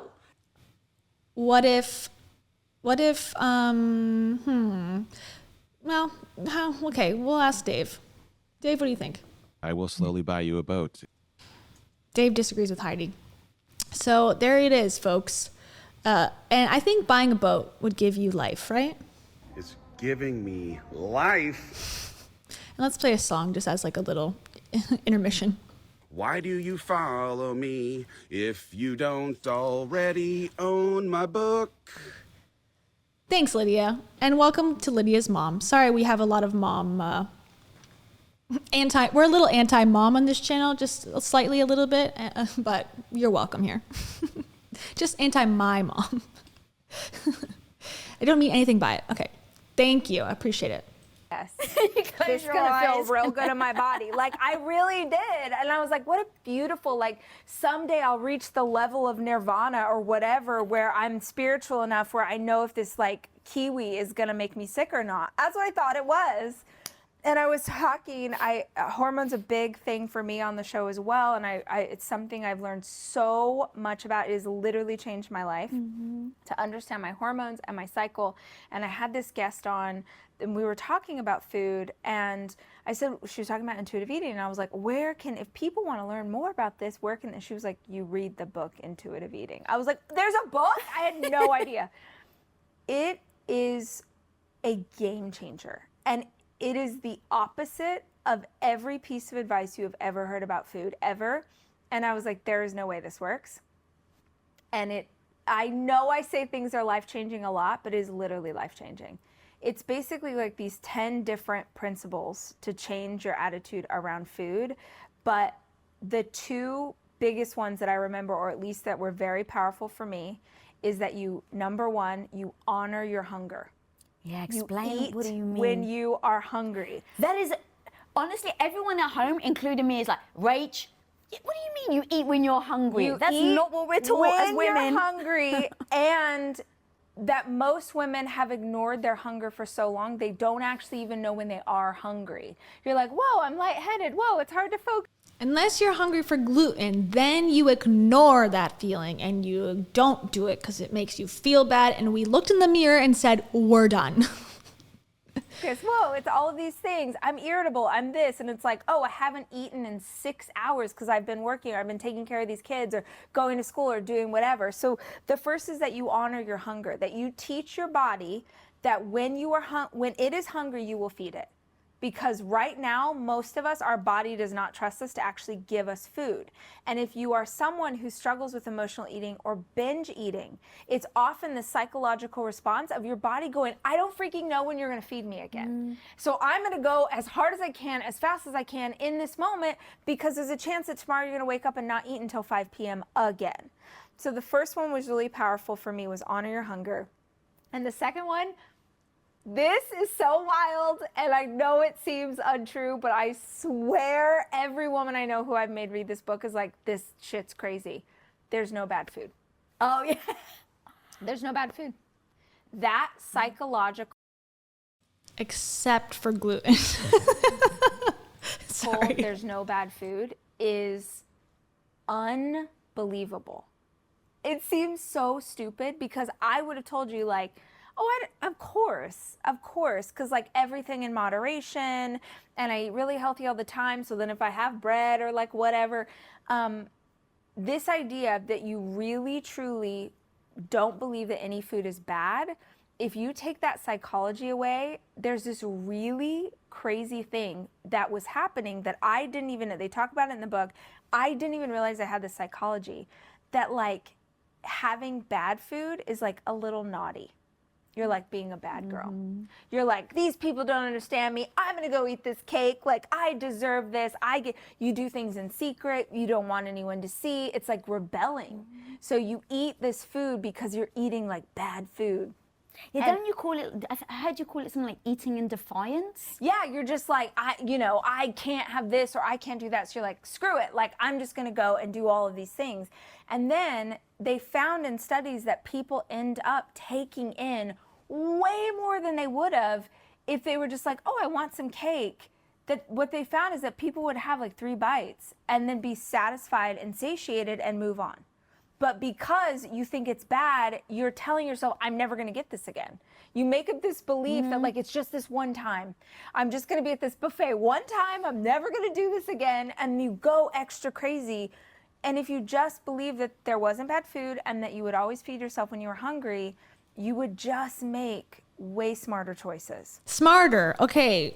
That's the key word. Like smarter choices. I thought there was no bad foods.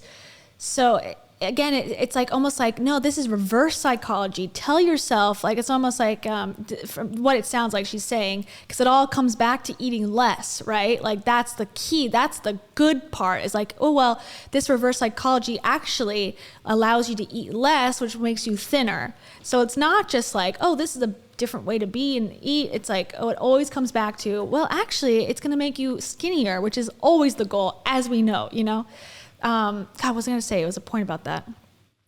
I forget. Never mind. And for me, when I read this, I was like, I'm going to try this because I just want to experiment and see if it works. But it doesn't even matter because I don't believe any food is bad. Literally that day I go into the kitchen and in like what popped in my head was I wanted a turkey sandwich. I don't eat a sandwich on Tuesday for lunch. I'm like, I have greens and lean protein. Like that's what I eat all the time. This is my, and so I was like, oh no. And I went to go make a salad and I was like, oh my God, that's a bad, I'm not eating the thing my body is craving because in my brain, it's like a bad food or it's like a weekend food or it's something I would eat if I was gonna go do a long run or I was like, oh, I do this, I totally do this. It was so crazy. So it was a really hard place to get to accept that there wasn't bad food. But the caveat I will add is that there isn't bad food, but there is food that is incompatible with my body. So I had to kind of swing in the other direction. So I was like, okay, all foods are good. I'm going to eat when I'm hungry. And then I started eating a lot of bread. And this is how I got to this place where one day I was like, you're feeling like crap, whatever. And I was like, wait, no, but I'm trying to no bad foods. And then I thought, okay, but actually you want to honor and take care of your body. You want to be as healthy as possible for a lot of reasons.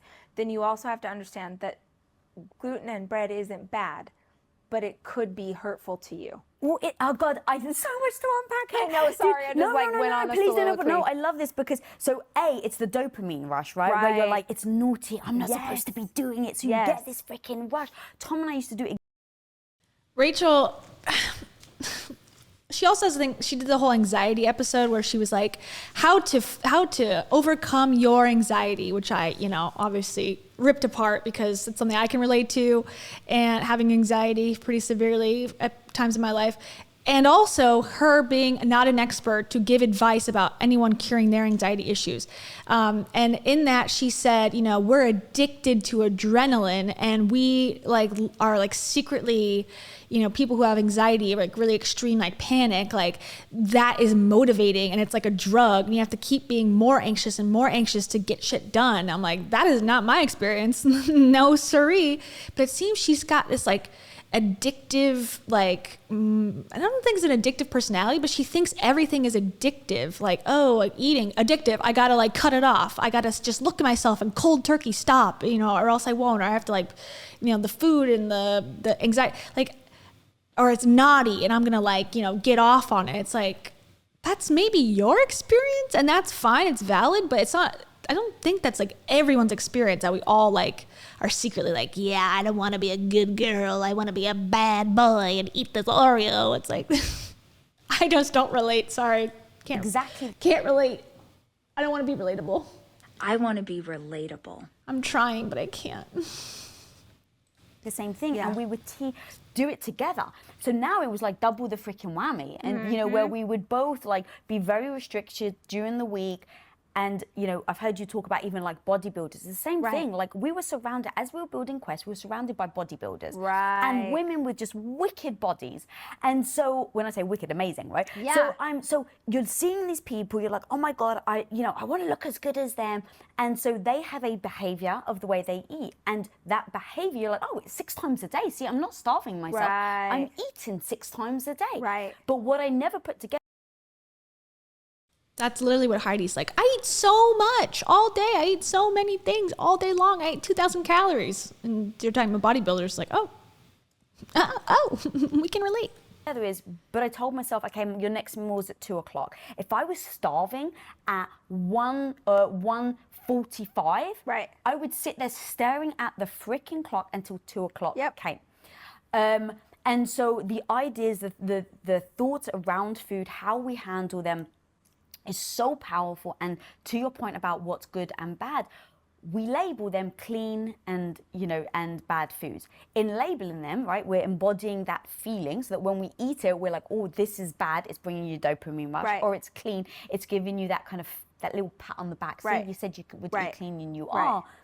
But where's that line between, no, this actually is good for you, and it's doing great, you're feeling great, and now you're pushing it too far. You've gone over the edge. And for Tom and I'll share, I don't know if we've told you this story before, but we just went extreme. So it started off, it was great. Wait, you guys went extreme? I know, can you believe That's that? crazy. I know. So we were doing it. We both had our, habits. We were loving it. We were noticing the difference. Neither of us were really feeling the burn. It wasn't really bad. And then it just got too much, where we were becoming more restrictive because the quote unquote cheat days felt even more special. Right. Till one day I wake up. I think it must have been 10:30 in the morning or something. I wake up and Tom's not here. And I'm like, where's my husband gone? So I'm looking, and him and my brother was staying over, and I'm like, where's everyone gone? So I call him, I'm like, babe, where did you go? He goes, I'm outside the Cheesecake Factory waiting for it to open. All right, that's a sign that maybe you've taken your cheat days too far. A little too far, right. Literally, so he was standing out there because they were ordering fries, pizza, cheesecake. Right. Before it even opened, they were Right. standing outside. So that's where you go. Now, here's the funny thing. in the moment, it felt so special. It felt like Christmas was here. And so taking... It's long. If you got shit to do. If you got shit to do, you might want to go. It's quite long. We're about, if you can believe it, we got 40 minutes left of this interview. Yeah, right? Like, oh yeah, where are you, babe? It's 6 a.m. Oh, I'm outside of Cheesecake Factory waiting for it to open. Are you, or are you at your girlfriend's house? Let me know in the comments below. And then earlier, go back, she's like, if someone were to tell me he's cheating, I would just tell myself, like, it's his sister. It was a fan. It has nothing to do with it. I will not even imagine a scenario in which he could be cheating. In a way, that dopamine rush can almost leave you feeling like, oh, but what are we going to clutch onto for these moments of celebration? Right. And for us, it was to focus on the detrimental, or at least for me, the detrimental of the restriction of what it was doing to us and why it was bad. Right. So identifying that was big for us. And then removing the word bad. Right. And I just got back from England like 2 months ago. I've now been on this health journey, you know, for 6 years or whatever. And my mum, as I said, she was borderline anorexic. As an adult, she was morbidly obese. So I saw her during my teenage years swing. And I think it was just that moment of, I'm not going to, you know, deprive myself of food anymore. Right. And what's the point in a way? And so this mechanism of going from one to the other, I've heard quite a few women that have done that. So she went into morbidly obese. And then she, over time, started to listen to mine and Tom's content as we started to do impact theory. And so she developed a growth mindset, lost like 120 pounds. Awesome. And stopped using excuses and would literally walk up and down a grocery aisle. If it was raining, that was her way of losing her weight. Nice. Now, the problem is, though, now she's flipped with the mindset of, I don't... That seems cruel. Like, okay, I'm going to lose weight by walking up and down the delicious grocery store aisle. That seems like you are maybe like punishing yourself a little bit. Personally, I think I would pick a place like, no, I couldn't do the mall because I would get Annie Ann's every day. Outdoors. Anywhere there wasn't food available to smell and look at and watch other people enjoy putting in their carts. I couldn't do it to lose weight. want to go back. Right. And so when I was in England 2 months ago, she said, oh, I don't want to be, because I said, oh, Mum, do you want whatever? I can't remember what I was offering her. She goes, no, I don't want to be naughty. And so in that moment, I actually paused and I was like, look, for my own sake, with you using that word naughty or bad around me, Right. is now actually reinforcing something that I'm trying to unwire. Right. And so I was just very transparent with my mum about me trying to change this word, change the way that I see food, and being honest with the people around you, because that also, the people around you, if they're using words, if they're saying, oh my God, you're eating that, Rach? Right. I didn't realize you ate sandwiches, Rachel. Right. And now it's like, now I've accidentally put guilt on you. I've accidentally passed my perception of food onto you. Right. Right. And here's the thing too, is like, how often is the way we're perceiving these things even our narrative? If you're raised up in something, you don't know that you don't know if it's yours, you don't know if it's your mom, you don't know if it's your great grandma, and it's just sort of been carried down generation to generation, and now you've got this stuff. And I think it comes back to the beginning of this conversation about resilience or learning. I think Lisa's from Jersey. Not New Jersey, just Jersey. Get it? Because she's from Europe? Hold on. Wait, hold on. Get it? Thank you. To trust yourself is we develop these sort of intense rituals or these intense ways of existing because we're like, well, I don't want to go back. Even her swinging the other direction it's like a middle finger to what was. Yeah. And there is spiritually, if you're looking at different ailments and things in the body, putting on weight, like putting on a significant amount of weight or gaining weight, is linked to a need for This is another Louise Hay theory, just FYI. Louise Hay, who has no medical training or any sort of expertise either. And I've heard this as well, like thrown around in like, Cosmo magazine, but I also thought this was debunked too, that, you're putting on weight to like protect yourself in some way. Like I heard that was not really completely true. I could be wrong, but that's what she's about to talk about. Putting on a significant amount of weight or gaining weight is linked to a need for protection. And it's like, if I think of every time in my life where I have gained a significant amount of weight, I can look and think, yeah, emotionally, I felt unsafe.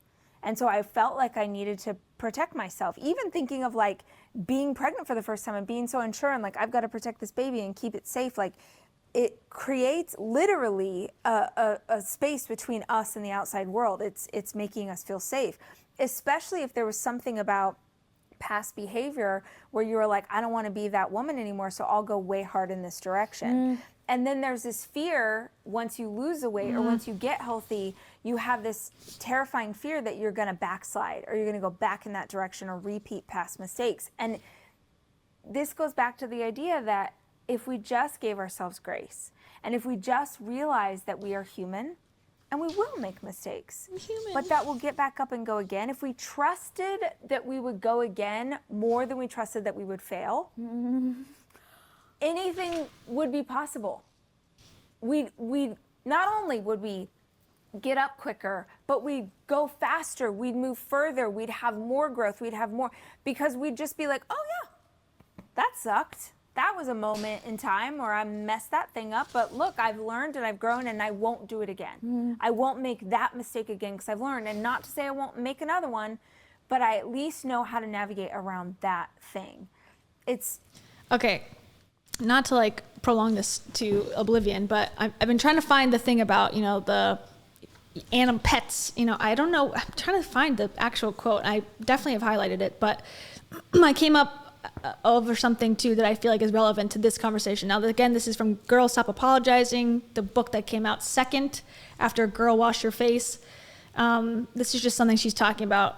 It's in the chapter, it's on page 45, the chapter, I Can't Pursue My Dream and Still Be a Good Mom, Daughter, Employee.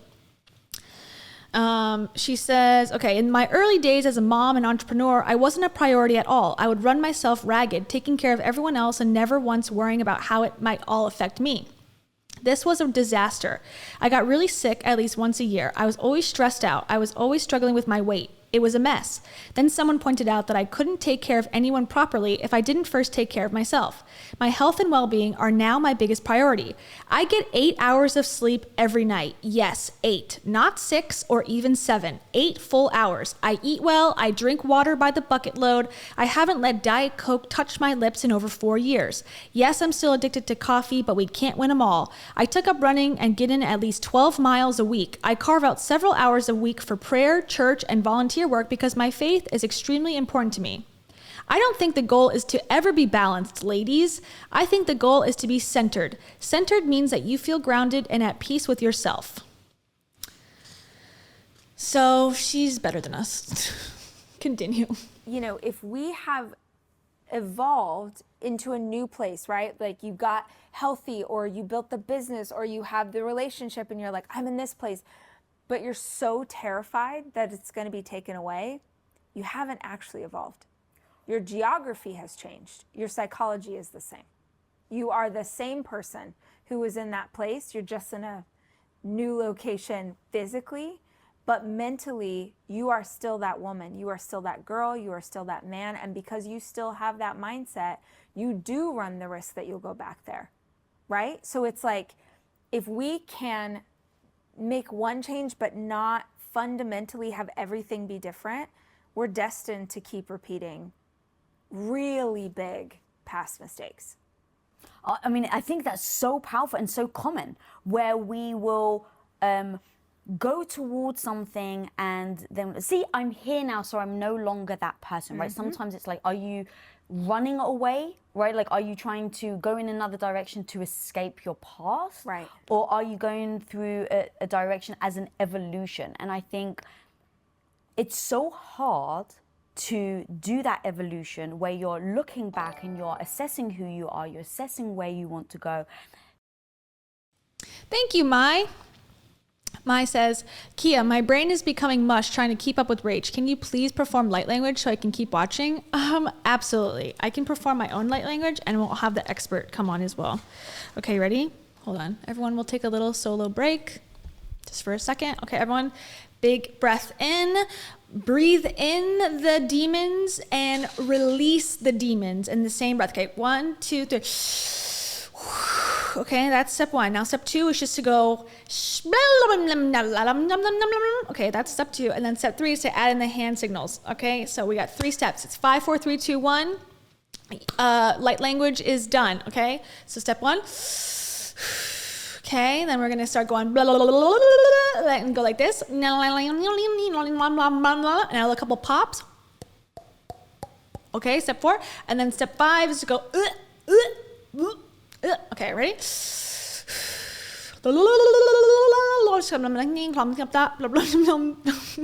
Did it work? Click, click, click. Pop and bleh. Everyone's healed. Everyone's healed. You're healed too? Are you healed? And now we'll bring in the professional. Clear, clear, clear. Click, click, click. And Kitty is healed. It actually brought the demons out of her spine, so she had to do a little stretch to get them out. Thank you, Mai. And one more time, just for just safekeeping, it's always good to clear, click, clear twice. Clear, clear, clear. Oh, man. It did work for Taro, so as long as it's clearing for her, we're good. Taro's like, okay, this is nothing new. Hold on, let's see. Taro, can you respond?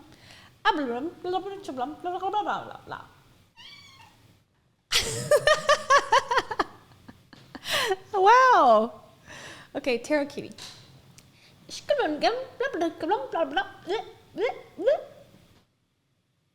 Are you clear, clear, clear?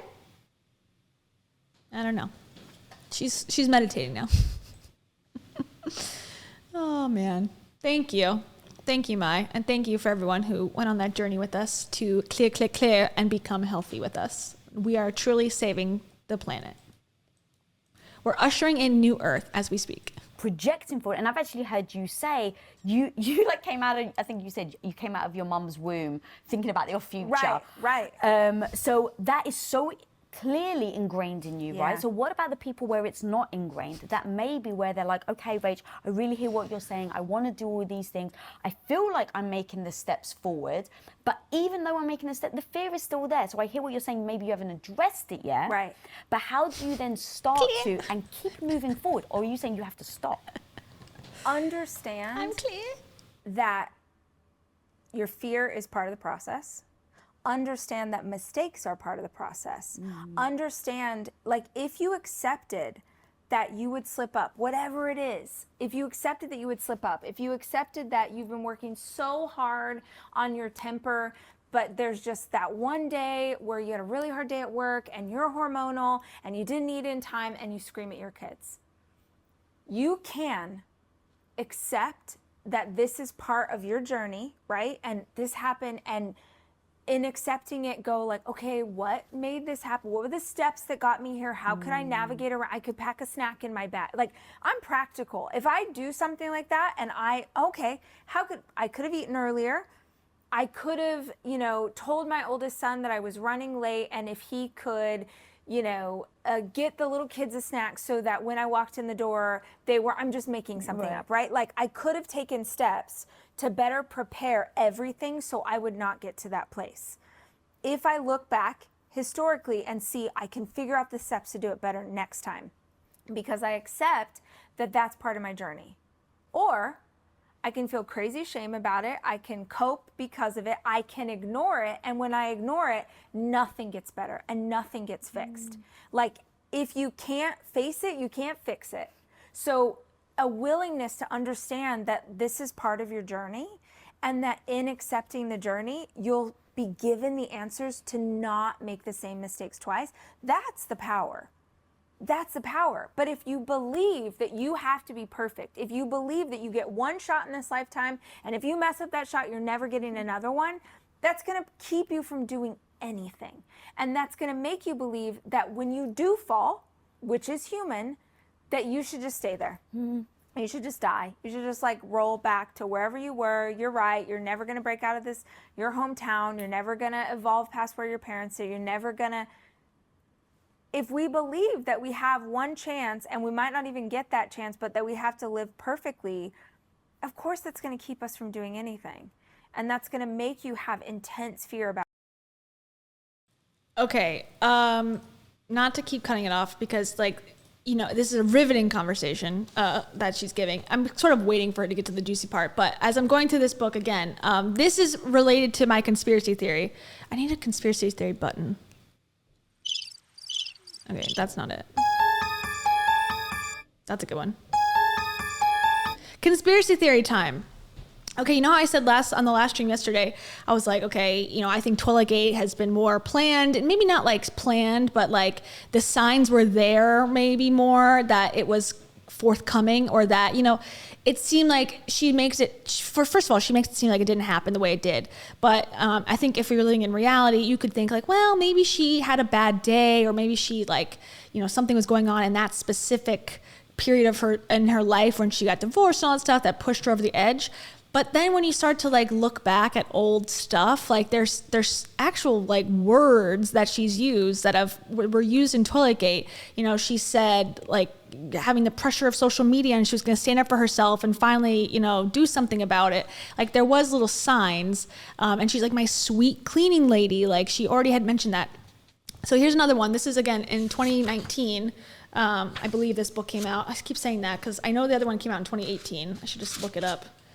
But she talks about the cleaning lady again in this, and she talks about it in the sense of cleaning the toilets. So here we go. I just came across it, and since we're talking about, you know, the Toiletgate again, this is from page 115 in the chapter Ask for Help. Okay. Friends, women operating at the levels you'd like to both personally and professionally are asking for help. Maybe that help comes from their partner. Maybe that help comes from their mama or their sister. Maybe that help comes in the form of a local college student who babysits, or a local cleaning lady who scrubs their toilets once a month. It always comes in like once a month, once a week, twice a week. It's changed the how often they come. But yeah, even this. Like women get help from local cleaning lady. So it's women get help, but ladies are the ones who clean and scrub their toilets once a month. Why? Why is this cleaning woman like have to be toilet focused? This is a Rachel Hollis thing. This is not an off the cuff thing. Again, this is in the book printed. Okay. Let's see. Okay. And then that was it essentially. And then she talks about it. And then this other thing I highlighted. It took the world's biggest cheerleader as a husband, celebrating my wins and covering my losses, both financially and emotionally, in all those early years. So there again, she sort of, credits Dave for being responsible and helping him or helping her with her career, which I'm glad that she, acknowledged it. But then now if you were talking to her, it's like he ruined her life and that he did nothing for her ever. So it's sort of like unfair to him, I think. Anyways, so that's another little piece of tea for you. About getting it wrong. As you were talking, there was a weird question that came to mind. I was like, I just have to ask you. I don't even know why I need to ask you. Do you believe in bad luck or good luck? Or luck, I guess. This is a good question. I wonder what you guys think. Predict what she'll say. Do you believe in luck? Guess what she'll say. I predicted that she would say, no, I create my life. And am I correct? We'll find out. Good question. No, I don't believe in either, to be honest. My favorite quote ever is from Oprah, obviously. There's no such thing as luck. There's only preparation meeting opportunity at a moment in time. And yeah, I don't think that some people are inherently lucky. I don't believe some people have bad luck or have been cursed. I think that life gives all of us both, right? It gives us these beautiful moments where you're like, where did this parking spot come from? Where did this surprise happen? How did this connection come to be? Like, all of these things are lining up. And then we also all have those moments where, how on earth did I, break that vase that I love so much? How on earth did I back into this person on a day that I had a job interview and now my car's ruined and I'm late to the interview? And like, shit happens. Good shit happens, bad shit happens. I believe that whatever you focus on, you create more of. And certainly there are times where stuff shows up in my life that sucks and is hard and is bad. And I don't think we manifest those things. I just think life's shitty sometimes. But for the most part, I feel like if you're looking for goodness, that's what you're. So life is up to you unless you do believe you're always guided and always make the right choices, and there's no such thing as luck, and good things happen and bad things happen. But if you look for the good, more of that will come to you by manifesting. Like, it's like, none of this makes sense. None of it, like, pick a doctrine and stick to it, because it doesn't really, it's like, take what you want from it. But then they all don't, they're competing ideas. So I'm confused. You're going to find. If you believe people are inherently good, you're going to run into good people. Yeah, we all know that's real. And for this moment, You have to think instead of sitting around eating Skittles and watching Oprah reruns. Rachel. If you, show up in LA and you're like, oh, everyone in LA is a jerk and people are rude and whatever. And I'm like, no, I've had the loveliest day. I'm at like the coffee shop. Everyone's so nice. I was talking to Noelle out front earlier. Like, I just had the best day. The people on the flight here were amazing. Like, because It's almost like if you're in first class and like you go to LA and you have money, or you hire people to be around you to like, wait on you. Like, it's nicer. That's not really luck. And like, oh, I've chosen to surround myself. It's like, you ever think about how poor people are treated? Like absolute dog shit. People treat poor people horribly, like in a DMV or a place, or like, trying to get, assistance, social assistance. A lot of times, like, wait in a line, don't complain, like, you're here, like, we'll get to you when we can. If you're in a luxury resort, hello ma'am, here's a towel, here's a glass of champagne. Do you think the poor people are just unlucky? No, it's the way that it works. It's like when you can squeeze some money out of somebody, yeah, they're treated a lot nicer. That's called privilege. That's called Built Through Privilege, the book written by Dave Hollis, a white man's journey into mediocrity. Read it. Okay, sorry. that's what I'm looking for. Certainly the opposite is true too. Yeah, good point, Emily. And it's like on the flight, people are so nice. Literally, Rachel did a whole episode about how she hates talking to people on a flight, and she's so annoyed by anyone who wants to talk to her on a flight. And that when she was on the flight with her boo thing, some guy was talking to her and was hitting on her because she had a Nirvana t-shirt on. She's like, bro, I'm not talking to you. It's like, get your story straight. God. But what you look for, you find. So again, this is why I think it's so powerful to review your past, is if I ask anybody to think of 5 times in their life where they had really bad luck, they could find it. And if I ask anybody to think of 5 times in their life where something felt divine, felt like guidance, felt like you were in the right place at the right time and you met your partner, you were in the right place at the right time, you got that job offer, you got to meet this amazing person, those simple things, those are also true. And it's just, you're a science person, right? This is like the law of attraction. This is, my brain's not firing. What's it called? Ma'am, the law of attraction is not science. Despite what Mel Robbins said on her dumbass YouTube channel, it's not science, ma'am. It's a science field about energy, and we create energy. I'm sure she means quantum, I'm assuming, which is not what it's used in the new age space. Oh my God, please do not put this part in. So actually, can we leave this part in? Okay. Because I want to talk about... Right. It's going to come to me though. What is it? This, I don't even know what you're talking about, Okay, to be honest. see, but- you keep talking and I'm... Lisa, I really like you. She's like, I don't know what the fuck you're saying. Their building's bigger than yours, and their furniture's nicer than yours. That's science. I'm going to... All right, I'll keep talking while you're trying to think about it, but I really want to talk about as we were talking about food, health, hormones, Yes. being a freaking badass, showing up, being resilient, one of the things that we were talking about before. Okay, I can finally pay attention fully now. I found it. I found the excerpt. Okay, this is the last excerpt I'll read tonight from the Rachel Hollis universe. But this deals with emotional eating and weight and all that. So since we're on that subject, I think it's important to give a little context when it can be done. Okay, so this one is from Build Foundations for Success, the chapter, page 126 into 127. Okay, citing my sources, everybody. This is from a paragraph called number 4, Move Your Body Every Day. All right, so I'm going to skip a little bit and go down to the highlighted part. All right. You don't have to be a certain size or a certain weight, but you do have to have energy. You are a freaking animal. An animal like a cheetah or an antelope or a wolverine. There are no overweight animals in nature. It's not a thing. The only overweight animals that exist are the ones that live in our houses with us. Animals are not overweight. Pets are overweight. You are not a pet. You are a powerful, beautiful, bold woman, and you will treat yourself as such. Studies have been done on the highest performers, the people who are the greatest athletes, the greatest businesswomen, the greatest in the world. Out of the highest performing people, it's something like 97%, I swear you can look this up, who work out at least 5 days a week.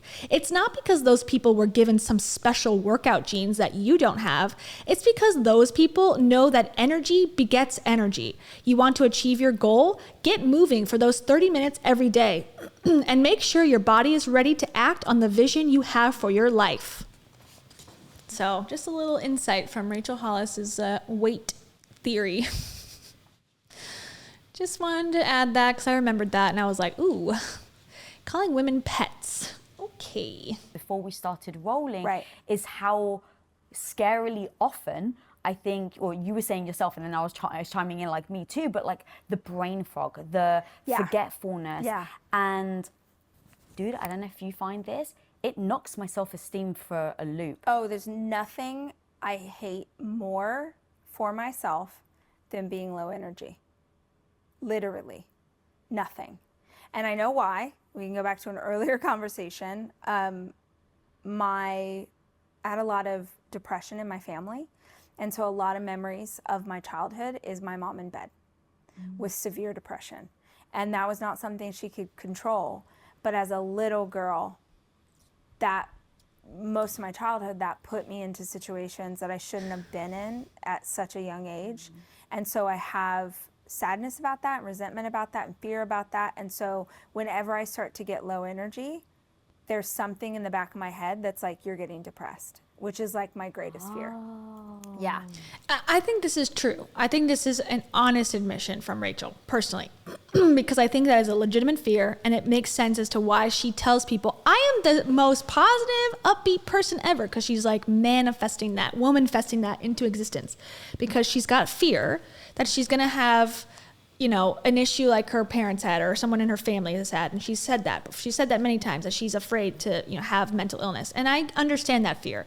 As a family that has mental illness, I am very scared of like, oh my God, am I thinking right? Am I like, it's almost like you become mentally ill by trying to prevent becoming mentally ill. So I will, you know, not criticize her too deeply on this because I think it's accurate. Now I forget what she says after that. So I could be, you know, taking it back shortly. Yeah, so the brain fog does like a whole bigger thing on me for So sure. it attaches to the emotion. Oh my God, totally. So for me, yes, again, this interview is from this week, the 14th of September this year. have gone on a journey for the last year and a half, 2 years, where something was off. Something was not right, something was off, terrible brain fog, really hard time focusing, unmotivated, extreme mood swings. I didn't really Okay, take in mind, this is the part now where she's going to start talking about like her issues, and then rewind to what she said, like, you know, my body, I trust my body will tell me if something's wrong. If you have an ailment or some sort of thing, it will let you know, trust that. Okay, right? She just said that like within this conversation. Now she's going to talk about all her symptoms and then never reconnect it. really understand what was happening at the time, but I was having extreme mood swings, really bad periods, bad cramps, bad PMS, bloating, all these things. And I try and figure out everything. I have blood tests done. I have brain scans done. I do therapy. I work so hard on myself. And so to have something that I felt like I couldn't get on the other side of, I was like, I do not know what's going on. So in all of this work, thank God, I was having brain scans done by Dr. Amen. And there was one little thing. And he was like, has anyone told you might be estrogen dominant? Okay, so again, Dr. Amen is a, controversial figure in my life in the sense of I don't buy what he's selling. He's a psychiatrist, give him credit for that. The rest of it is like aura reading. Like his scans are not accurate for detecting mental health, issues. They are okay for like detecting having a stroke or other reasons, but there's better scans that are out there. But he has invested in these like SPECT scan machines. So he's going all in and saying like, this can tell you if you're like, a Gemini essentially. Like that's what it's like. Oh, I can read in your brain that you are a nice person like that. It's like bullshit. And there's been, many Harvard professors to say this is bullshit. Stanford people, I did a whole video about it if you want to see like where I'm getting this information from. Albanese, thank you so much. Albanese says, my money is on Rach not having an actual therapist. Yeah, I'm in that camp too. She has a life coach. She is clearly in need of deep therapy. Yeah, I agree. When people say I'm in therapy and then they go, my therapy is running, I'm like, uh-oh.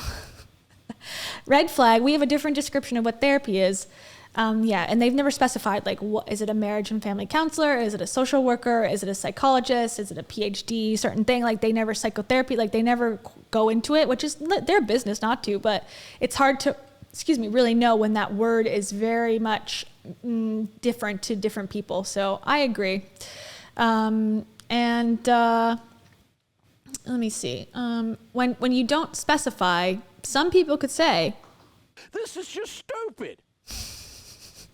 Their building's bigger than yours, and their furniture's nicer than yours. Scott, woman festing is the word of my life. Don't take this away from me. Thank you. Woman festing is the best word, okay? And if you think otherwise... this is just stupid. And I have... nothing more to say about it. Okay. What was I saying? I forget. And I was like, what? I don't even know what you're talking about. He's like, let's have some blood work. Oh. Okay, that's what I was gonna say. She'll believe Dr. Amen when it comes to like going to this specialist that she's estrogen dominant or whatever and pursue it to the depths of the end of the earth, right? She'll go and like, this is the thing that's causing me problems. This is the thing that I need to work on and deal with. Okay. But he also says in the session, because it's recorded, of course, and I've watched the session that he gave her, give up alcohol. And she said, always. And he's like, yes, you need to give up alcohol if you care about your brain, and also caffeine. She did not listen to those things at all. So why is it so important to pick and choose? Like, you were picking and choosing frivolously, basically, like, well, I like alcohol, so I'm not going to give that up. But then I'm going to just like go all in on the hormones are causing my problems because Dr. Amen told me so. It doesn't make sense. Done, and there's a doctor in my practice I want you to talk to about this thing. So he introduced me to a woman named Dr. Julie Brush, who is a literal lifesaver. Like, I would make out with her if she would let me. She looked at my... I'm going to soundbite that too. What, 12508? stuff, and she's like, we'll do the blood test, but I don't even, I know based on what I'm looking at, you have way higher estrogen than you have progesterone, which if you, I don't know if you studied hormones, makes you feel... Yeah, Lisa, I don't know if you've studied hormones as a stay-at-home wife. Self-proclaimed, that's what she said.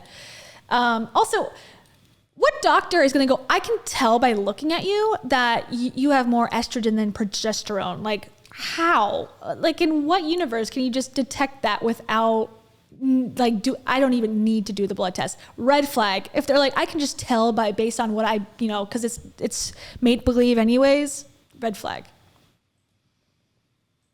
Feel crazy, makes everything out of whack, makes everything imbalance, whatever. And I'm talking to her and I'm like, she's naming this stuff. And when Dr. Amen said to me, I think you might have... the soundbite was, she's like talking about her doctor, how amazing the doctor is. She's like, I would make out with her if she'd let me, which is just a weird thing to say about your doctor, male or female. Have estrogen dominance. I went and Googled symptoms and I started bawling because I never think that there's like an actual medical reason why I'm not performing well. This is probably my toxic trait, my fatal flaw. I always think my mental game is not strong enough. My mindset isn't right. It's a bad habit of mine that I never think something's wrong with my body. I always think something's wrong with my mind. A lot of mental illness in my family, and it's a big fear of mine to develop those traits. So I always think it's that. So he tells me, I look at the stuff, I'm like, oh my God, this is it. I start working with Dr. Brush. Really holistic, simple things. There's seeds and oil cycling. I don't know if you know about that. So it's a really simple protocol that helps your body to balance its hormones. So during the first part of my cycle, I have, either flaxseed or pumpkin seeds, and it's random, literally seeds and oil. So flaxseed or pumpkin seed and omega-3s.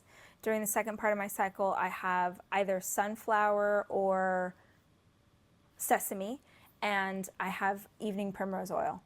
There's stuff in both of those that... That's my look too, like Lisa, like, okay, you're eating pumpkin seeds, and that's explaining everything wrong with you in your life. Okay, I'm on board. I don't know if I believe, but I'm fine with you saying this. Give your body what it needs in the time before it needs it. So the 2 weeks before you're going to need that, you're getting the seeds that are sort of helping your body get those building blocks. I thought we were going to ask our body what it needed, not like have a protocol of seeds and oils.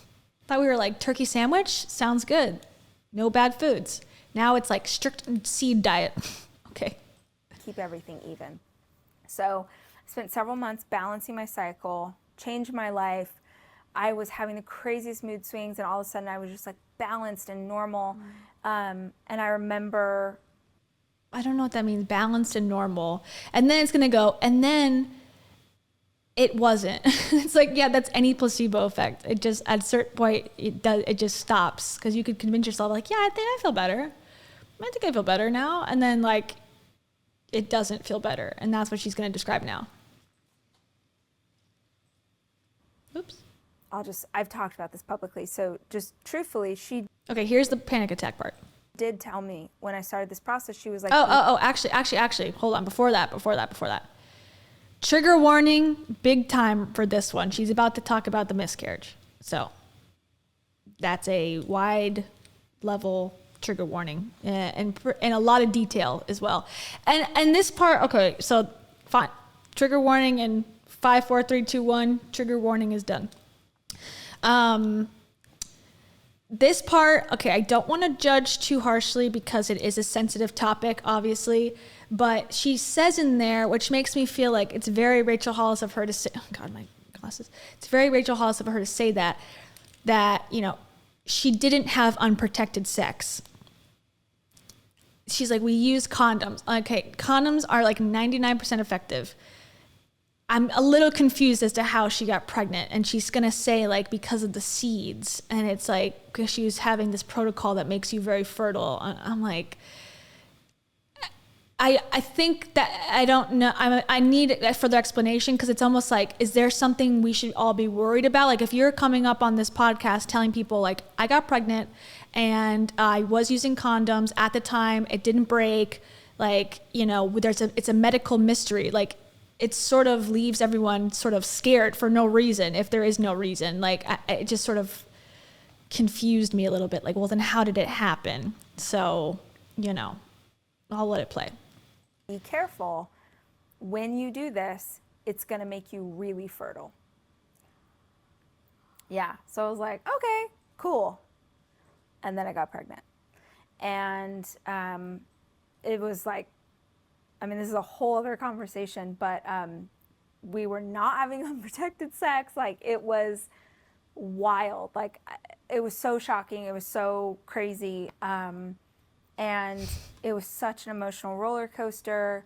And I came to terms with like, oh my God, I'm gonna have a 5th child. Like, this is insane. Like, but my kids are the best thing in my life. So I was like, all right, we're just add another baby in here. We're just gonna make this work. And like, I was so.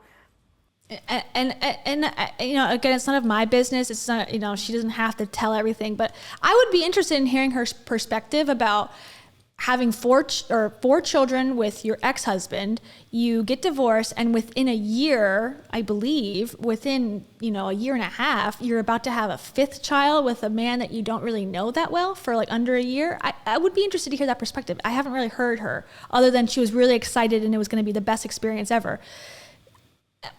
I mean, maybe, I don't know. I think there's more depth there, and I would be interested in hearing more about it, but, you know, we don't get there. Because that's my nature. I was so excited about, okay, this is the crazy way that life's going now, and this is what it's going to be. And then when I was 3 months pregnant, the baby died.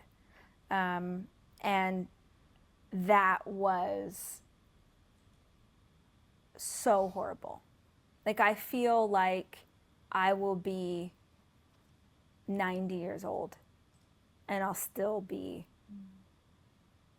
holding space for that. Like, it was so, I had never had a miscarriage before, and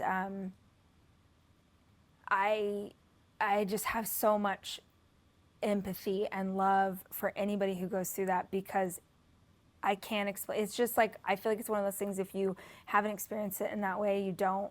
It was just so horrible. And I had gone for a routine ultrasound, and oh, it was so horrible, Lisa. Like, I have 4 kids. My daughter's adopted, so I had 3 pregnancies. So I know what a normal situation is supposed to be.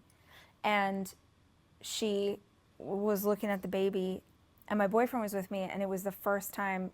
He hadn't been in an ultrasound before, and he doesn't have kids, and like all of it. So it was like this huge moment.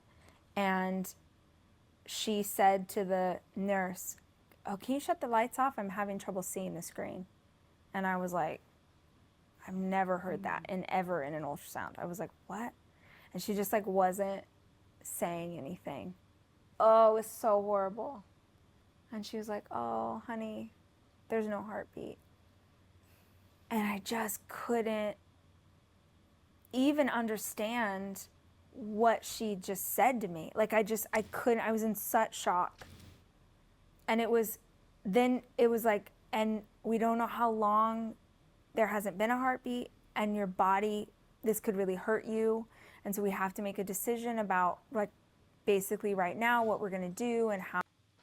Separately, and again, this is her story to tell, not me to pry too deeply into it, but, you know, she lives in Texas. Like, this could be the perfect story to talk about the political issues. She says she's the biggest liberal ever. I'm surprised, again, that she's not sort of tying it into, because she's saying we have to make a decision about this. I would assume that involves, like, some sort of, you know, medical intervention, pills, I would imagine, to, you know, safely release the pregnancy, you know, because she's going to an ultrasound not even knowing that the baby's not, you know, living anymore. Then I would imagine it's not naturally happening, at least at this point. So that might have been prevented if this happened later in time because of Texas's ban. You know, I'm sort of surprised that she has said, you know, I think she made one post on her story, I believe, about like her being upset about Roe v. Wade being overturned, but not really going more. I'm not criticizing her for it. I'm just saying that, you know, as someone who lives in the state, who has a public facing platform, who has talked about the miscarriage many, many times at this point, at least 9 times in different ways on different podcasts, on her own podcast, mentioned it randomly throughout other, you know, content. It would make sense that she could, you know, contextualize it into the greater, you know, narrative of where she lives in America. But we don't, you know, I have not heard her make that leap yet. It was so horrible. And I couldn't, any of it. I just couldn't. It was, ugh. And then I was also in the grief trying to, because I believe everything is connected and we're being led and guided, and I cannot understand. This is like the thing in my life that I'm like, I don't understand why this happened. Why would I accidentally get pregnant while using condoms? Why would I get to the place where I was excited about the baby only to lose the baby? Like, why? Why? And I don't have an answer. And I don't know that I'll ever have an answer. But I spent all of these months trying to. That's what we're saying. I think that's what we're all saying when she's like, I'm guided and everything in my life is, you know, meant to be. And I'm going to, you know, get a parking spot and I'm just going to like, you know, listen to my intuition. It's like, but then when things like this, these big things happen, and it's like, explain this. And it's like, I can't. It's like, well, then you can't necessarily go, well, I'm guided and nothing ever is a mistake. There's no such thing as luck. It's like, well, those are, again, conflicting, like, opinions on life. And so if I'm trying to be guided by you by watching you do podcasts and read your books, it's confusing. It's like, you can't believe that like Jesus is the only one while also being like, but also, you know, I believe in this other religion too, where they don't believe in Jesus. Like, you know, it's like, okay, well, we got to pick one, or like, you can't believe like, oh, I believe in both fully. I mean, maybe you can, but it's hard for me to like logically follow the steps and how that is true. To get my hormones back. And I remember I had an appointment with Dr. Brush in March, and I remember telling her like, oh my God, I feel so good. Like, it's taken me a really long time, but my body felt like I felt clear in my head and my heart. I wasn't crying every day. I wasn't, you know, I was feeling really good. And then in April, I have not said this publicly, I had a panic attack for the first time ever in my life. Whoa. Like, bad. Okay, so she's gonna talk about panic attack finally. But if you can't, she just told this horrendous story, right? And I agree, horrendous. Like my, honestly, like I don't say this like lightly, and I, you know, I don't know her, whatever, but my heart does like go out to her. Like, you know, anyone who has had a miscarriage, I can't imagine.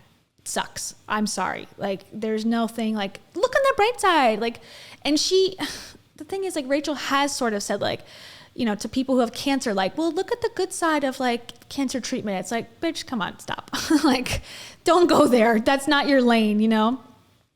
But anyways, so I don't want to, you know, but she just told this whole story, right?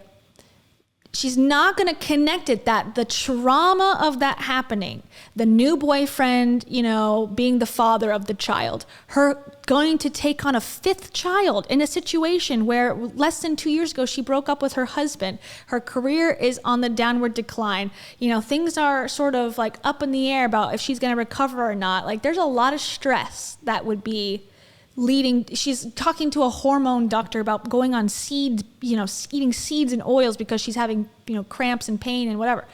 And she's saying she's got brain fog also. Not going to make the connection that it's the trauma of all of these things happening that could have caused the panic attack, which seems to me more logical. No, she's going to say, no, the hormone balancing, I needed different seeds. Like, it was a different protocol I should have been on. It's like, you're so close. You're so close. Just make that final connection and we'll all be on the same page. I didn't even know it was happening because I had never had a panic attack before. I had anxiety for sure. Have you ever had a panic attack? No. This is a whole different, this was crazy. So I was at a Paul McCartney concert, like my dream. I thought you were going to say some super stressful, No, like... my dream moment. Freaking Paul McCartney. Amazing. Like, the video, Kez had taken pictures of me that night. I'm just like singing Blackbird and crying and like living my best life and just so having the best time. Had to pee, go out of the concert to go to the bathroom, came back in. And as soon as I walked back in, I was like, man, it must be the second half of the show. Like, the lights are so much brighter. The lights are really bright. And I got back to my seat and I just kept thinking, the lights are so bright. And God, the sound, they turned the volume up. The volume, this is weird. And I'm just sitting there going, wow, like, God, this song is not loud, but I'm feeling, and then I started to get hot. And I'm like, this is really, I'm getting hot. And I just stood there for a few minutes. I'm like trying, because I didn't know what was happening to me. So I'm like, there's so many people here. There's so many people. And I tend to be a bit claustrophobic anyway. And I thought, okay, you haven't been to concerts, COVID, like maybe this is, you had all these years of no crowds and now you're in a crowd and that's make you feel weird. So I was like, this is weird. And Kez looked over at me and he was like, are you okay? I'm like, and this Paul McCartney, like we both wanted to see this so badly. And the concert was nowhere near over, so I don't want to ruin it for him. So for me to say, I was like, I don't want to ruin it for him. I don't care about myself. I have no feelings. Again, like I only care about others. I only care about the tour representatives in all the states. I don't care about my own, like, you know, being embarrassed at not selling tickets. No, I only care about others. Okay. no, I'm not okay. And he's like, okay, all right, let's go. Because it was so dark, he's like, he couldn't see me, whatever. So we walk out, we're on the floor, we walk out, and we just make it into like, literally right outside of the arena. Like we're in front of the concession stand. And I'm like, I'm dying. My body is shutting down. I'm sweating profusely. My heart is pounding. I have tunnel vision. I can't walk. I can't do anything. And okay, I want you to imagine this. I'm at a concert. Imagine how big a Paul McCartney concert is. Your girl gets directly in front of the concession stand, right outside, everybody around me. And I lay down on the floor. First of all, I take my shoes off, because why? I don't know. My feet were hot, and that felt like the right choice for me. Yeah. Sweating through my clothes, shoes off, laying in the floor like a chalk outline of a murder scene. And I'm pressing my face. You don't know this, but I'm like super grossed out by like public places. Oh, I am pressing my face against the dirty concrete while 200 people are in line trying to buy a margarita and looking at me thinking, this girl's drunk off her ass. Right, that's what I was about to say. Yeah, I was not drinking. I was like freaking out. It was horrible. Horrible, horrible, horrible. Had no idea what was happening. I lived, yay. It was a whole thing. Yeah, let's talk about how you left. What was Kez doing? Did you take medication? Did you go see a psychiatrist? Like, why does it end there? Like, it was so quirky. I was an outline of a murder victim. It was so funny. I was like, the concession stands, like, I mean, as someone who's had panic attacks, my experience was not like that.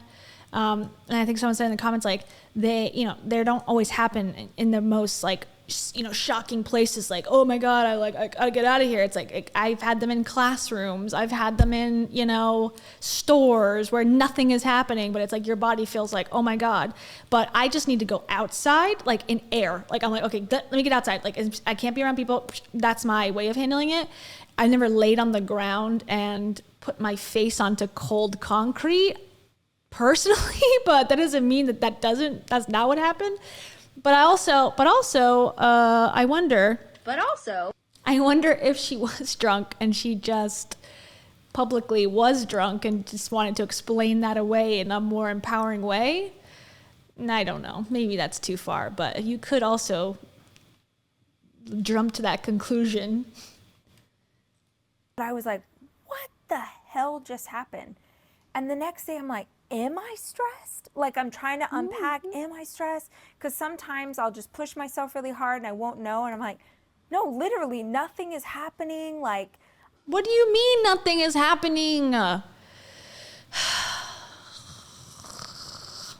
Nothing's happening. It's like, I just listed off 20 things that were like very legitimate. That's the thing. It's like, and I don't think that she has got many fans that are listening to her every word anymore, which is good. But, if you were someone listening to this and really believing in everything she had to say, I would go, oh, well, look at her life, look at all the things that are going on and go, nothing is happening. I'd be like, oh, I guess I shouldn't complain because I have panic for literally, less reasons. I guess I should, fight through it or look at my, hormones or something. Like, even just the divorce, it hasn't been that long, is enough.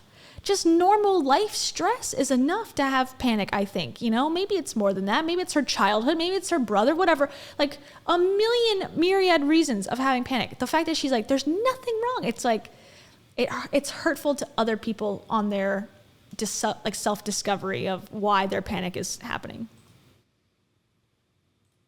I'm like, is this stuff from losing the baby? Am I like processing now? I could not figure out what's going on. Next month rolls by. I get really intense anxiety around my period. I'm like, whatever, I've had anxiety in the past, I'll be fine. Next month rolls around. Really intense, like anxiety gets really bad. For the first time in years, I'm taking holy basil, which is an adaptogen to help calm me down. I don't know what Don't that is. ask why I'm so dumb and it takes me so long to figure stuff out. So this last period, I've, since the beginning of the year, since I lost the baby, really heavy periods. Where I'm literally saying, like, how do you bleed this much and not die? Like, this is crazy.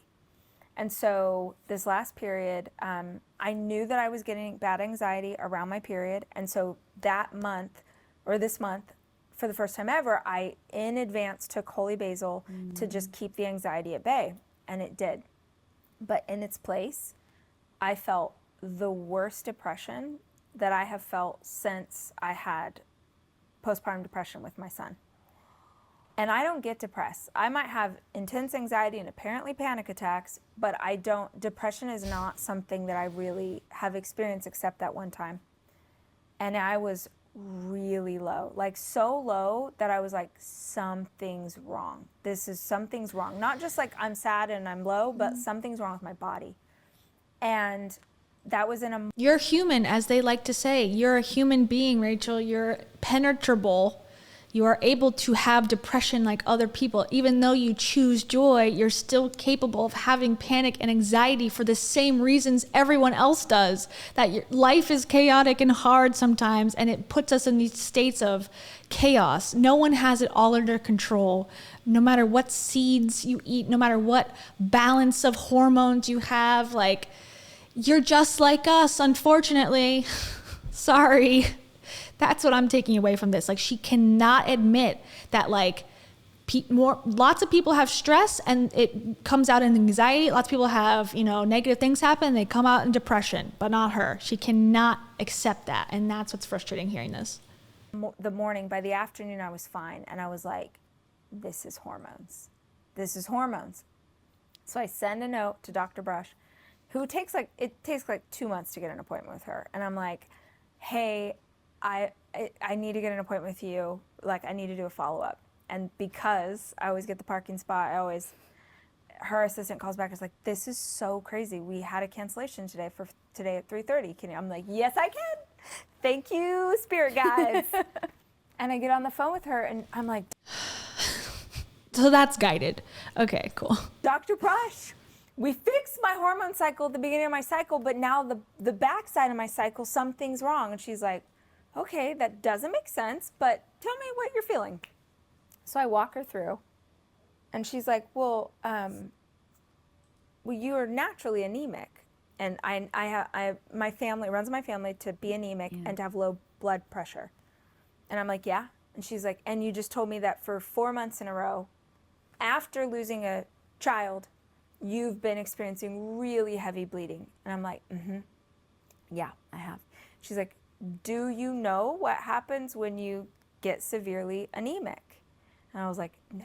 She's like, oh, okay. So it will express itself in every way that you just said. You're going to have intense fatigue. You're going to feel brain fog. Because iron is how the oxygen gets to your brain through your blood. If you're not getting oxygen to your brain, it's going to make everything feel low. It's going to make you feel depressed. It's why you're having a panic attack. It's why you're all of these things. And I'm like, oh my God. Oh my God. I'm thinking, I'm going crazy. I'm having all these, it never occurs to me that my body is experiencing something, which by the way is very easily remedied. Iron, just take some iron pills, you're gonna be fine, Rach. But it's gotten so low at this point that the reason that I'm struggling to find words with you, and the reason that I'm like, I feel almost like high. So not only because the one time in this interview, this 2-hour interview, she's like, I can't think of the name of the, like, quantum is probably the thing that's bullshit anyway. She's like, I can't think of the word. So now she's excusing that away because of her hormones. That's how much she needs to be perfect at all times. I feel like it's kind of a nice place to be because I'm just like super chill, but my brain is not working the way that it should because everything is so low. So it'll take a while to get iron stores back up in my body, but I'm anemic right now. And the reason I tell that story and try and be really honest about my health. Yeah, let's bring it back. Bring home the train back to the station. Let's get the. This is Dave's problem too. He'll talk about like, okay, the question that a reader sent me is, how do I have more courage? Well, when God was making me in heaven, I was like, oh no, this is never gonna come back. Like, bring it back. Like, all right, Rachel, bring it back. Like, I don't even know what the question was. We were talking about seeds and hormone balancing, and now we're talking about, panic attacks are caused by anemia. Like, okay. Health stuff is that I think so often women don't understand that it's something that there's actually a solution for, and so they just suffer with it. There's incredible books on our cycles, on our hormones. My favorite is a book called Period Power, but a smart doctor would refer to your cycle as your 5th vital sign. So for women, whatever is happening with you hormonally is a sign of what's going on with you holistically. If you're having intense cramps, if you're having heavy bleeding, if you're not bleeding at all, if you're getting headaches, all of those things are a sign that something's wrong. Usually, I'm going to make a sweeping generalization and say that usually it's the result of stress hormones, not sex hormones. But the stress hormones are in our body so much that it throws off the sex hormones. But if you think this is just how I am, this is just how I'm wired, this is just what happens to women, we get really bad PMS, that's not true. It is absolutely not true. If you're experiencing really heavy... So everyone should just go to this doctor who can't take an appointment for 2 months. That will solve everyone's problems. Or the woman who wrote Period Power, who she's talked about the book before, you can get coaching with her for $10,000. So that's also another option for everyone out there. It's like, okay. hard. I feel like she's getting scammed, and she's retelling this scam about this like doctor who's, there's a lot of debate whether hormone. Okay, Rachel had a gynecologist on the show, and Rachel brought her on to talk about this hormone balancing stuff, and she said it, and like the doctor said on the show, there's no such thing as hormone balancing, but I'll meet you where you're at and we can go from there. And Rachel never addressed it. It's like, so you have another expert who is totally saying that this is not even true. There's a lot of evidence on Google that it's not true. I mean, I'll open the possibility that it is, but Dr. Amen is also very controversial. So we're taking all these things with a grain of salt, and then to explain away everything, it's just like, eek, not good. Painful symptoms. Talk to a doctor, talk to a female doctor. Not that men can be great too, but like talk to someone who specializes in that, and ideally talk to a naturopath doctor who will give you tools and supplements and foods as medicine instead of trying to put you on a pill to make you better. There's nothing wrong with being on pills either. Can we stop like pill shaming everybody? Like, oh, if you took fucking Xanax over holy basil, whatever that is, like I'm not going to look down on you, Rachel. Like I would think, probably studies, that have been at least clinically studied in some capacity are better off than FDA makes no claims on this. Like, supplements have their place, I guess. If you want to take them, go for it. But like, I'm going to pick the FDA, and they're not perfect, but at least they're doing something to like have some safety protocols in place for this stuff. And it doesn't make me feel like you're better because you don't take medicine. So yeah, super anemic right now because it didn't occur to me. I'm like, oh, I'm perimenopausal. I must be bleeding a lot, and this is just my life. So I got myself into a pretty bad place because it didn't occur to me that it wasn't normal. So thank you for sharing that. Yeah. You even just, as you started the story there, I didn't want to interrupt you, but you said something like, oh, I don't know, I must have been stupid to not have realized, or something like that. And I literally wanted to be like, no, we all do it. Right. And you almost just ended like it. Right. We beat ourselves up for like, I can't believe I was ignoring this for 4 Right. months. And yet at the same time, we kind of know that, A, we're getting misinformation. It's something like, because I'm so into interviewing doctors now about hormones because it's so freaking powerful, to your Yes. point. It's our superpower and we don't tap Freaking into powerful. it. It's something like you have to go to the doctor 9 times to get an accurate diagnosis. Right. So now I think, to your point of like kind of what you just showcased, is we still beat ourselves up though for not recognizing it sooner. But sometimes maybe that's the process we need to go through, right? Maybe you need those. Lisa, coming in with the reasonable perspective. Thank you. 5 months of just utter freaking disaster. Right. Where Give you're yourself a fainting. break. Maybe it took you to, right? It actually took you, in fact, let's be honest, Right. it took you to fall on the floor at Paul Right. McCartney's concert for you to go, maybe this is serious. Right. Well, here's the thing. If we're being honest, I didn't take it seriously when that happened. I didn't. I waited until something happened that was my fear. So I had a panic attack, but I was like, okay, I had a panic attack, crazy. And I assumed that there was something in me that I needed to fix mentally that made that panic attack happen. It wasn't until I experienced depression, which is my fear, that I actually did something. And this is like you saying earlier, you know, how do you get to those moments where you will stop making excuses or whatever? You have a catalyst that is so strong that you are like, I am never going back there. Thinking that I was developing like something that I'm afraid of exposing my kids to was my nightmare. And I literally that day was like, this is not okay. I got to call the doctor. Why didn't I call the doctor 4 months before?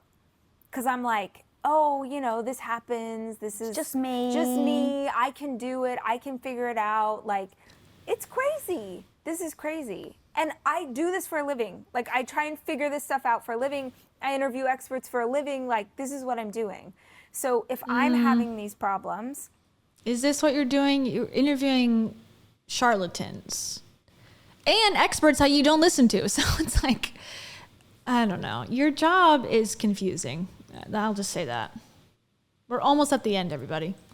It's 10 gotta minutes mean less. that if you don't get to sit down with doctors and talk to them, if you're not reading 5 books a week, if you're not doing, then you're for sure going to think that you have something that's just your lot in life, right? I'm just unlucky. This is just the way we are.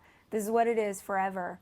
So I just hope that if we keep talking about it, I cannot tell you thousands of emails and DMs since I started talking about my hormone stuff where women are like, this is my story. Yeah. I didn't used to be this bitchy. I didn't used to have these mood swings. I didn't used to have this brain fog. But we tell ourselves like, oh, I'm getting older. Age. Yeah, I'm yeah. aging, right? I'm experiencing this. It's just not true. Well, did you know actually also, I love this topic, by the way, because I really want so many people to hear the power of taking care of your hormones, the power of taking care of your health. And to your point, I've only really been digging into it in, let's say, the last year and a half, like seriously. Right. And now I'm just like obsessed. And so that's why I'm so glad you were able to be on it. Thank you so much for being so transparent. Yeah. Because every so often, like, I'll have brain fog and then that makes me feel badly about myself and that knocks my confidence and then that voice in my head that's negative. See, Lisa, that's why I told you shouldn't get in front of the camera because you're going to embarrass yourself, right? And it becomes this one freaking thing. Right. Let's say I haven't eaten and haven't slept, and so now I'm impacting my hormones. Right. My hormones then impact my brain. My brain then impacts how I feel about myself, and you can see why we all get into these really vicious cycles of it being maybe it's about us, maybe we're no good, maybe it's our body just like being I'm not even going to say anything about the thousands or I'll get into a rage. So I agree. weak. And so I had a doctor on recently that told me that women suffer, I think it's like 1 in 3 women are most likely going to get Alzheimer's, but it's like 1 in 10 for men. And so again, going to, well, what is that saying? Like, what are our hormones? How are our hormones over time impacting how we think, how we... Is that because women are older? They have a longer life expectancy, so they become more likely to get Alzheimer's, I wonder? our memory. Yep. Or just more seeds, whatever. Just forget what I said. More seeds and oils. And so if we can just go like, hey, let's just take ownership here. Let's really do the research. Let's figure it out. Let's not blame ourselves, not say, well, it's just me. Let's stop ignoring. Let's stop gaslighting, right? Right. Doctors gaslighting us again, Right. like you said earlier. If we can all start to shift that mindset and shift how we talk about things, could you imagine how many more people would be resilient like you? Well, if you knew that it wasn't normal, you would feel empowered to take steps that would. Didn't you just say thousands of people say, this is my story? It's not normal, but everyone has it. Isn't that the definition of normal? heal you, Yes. right? Yes. It's because we think that feeling badly, that having those cramps, that heavy periods, that no periods at all, we think that these things are normal. All of this stuff that we are made to believe is normal is not normal. But Rachel, she hasn't finished the thought, but like, she's like, I did the protocol, then I got, I started bleeding more than ever before. So hasn't it gotten worse, actually? Oh, sorry. I'm sorry.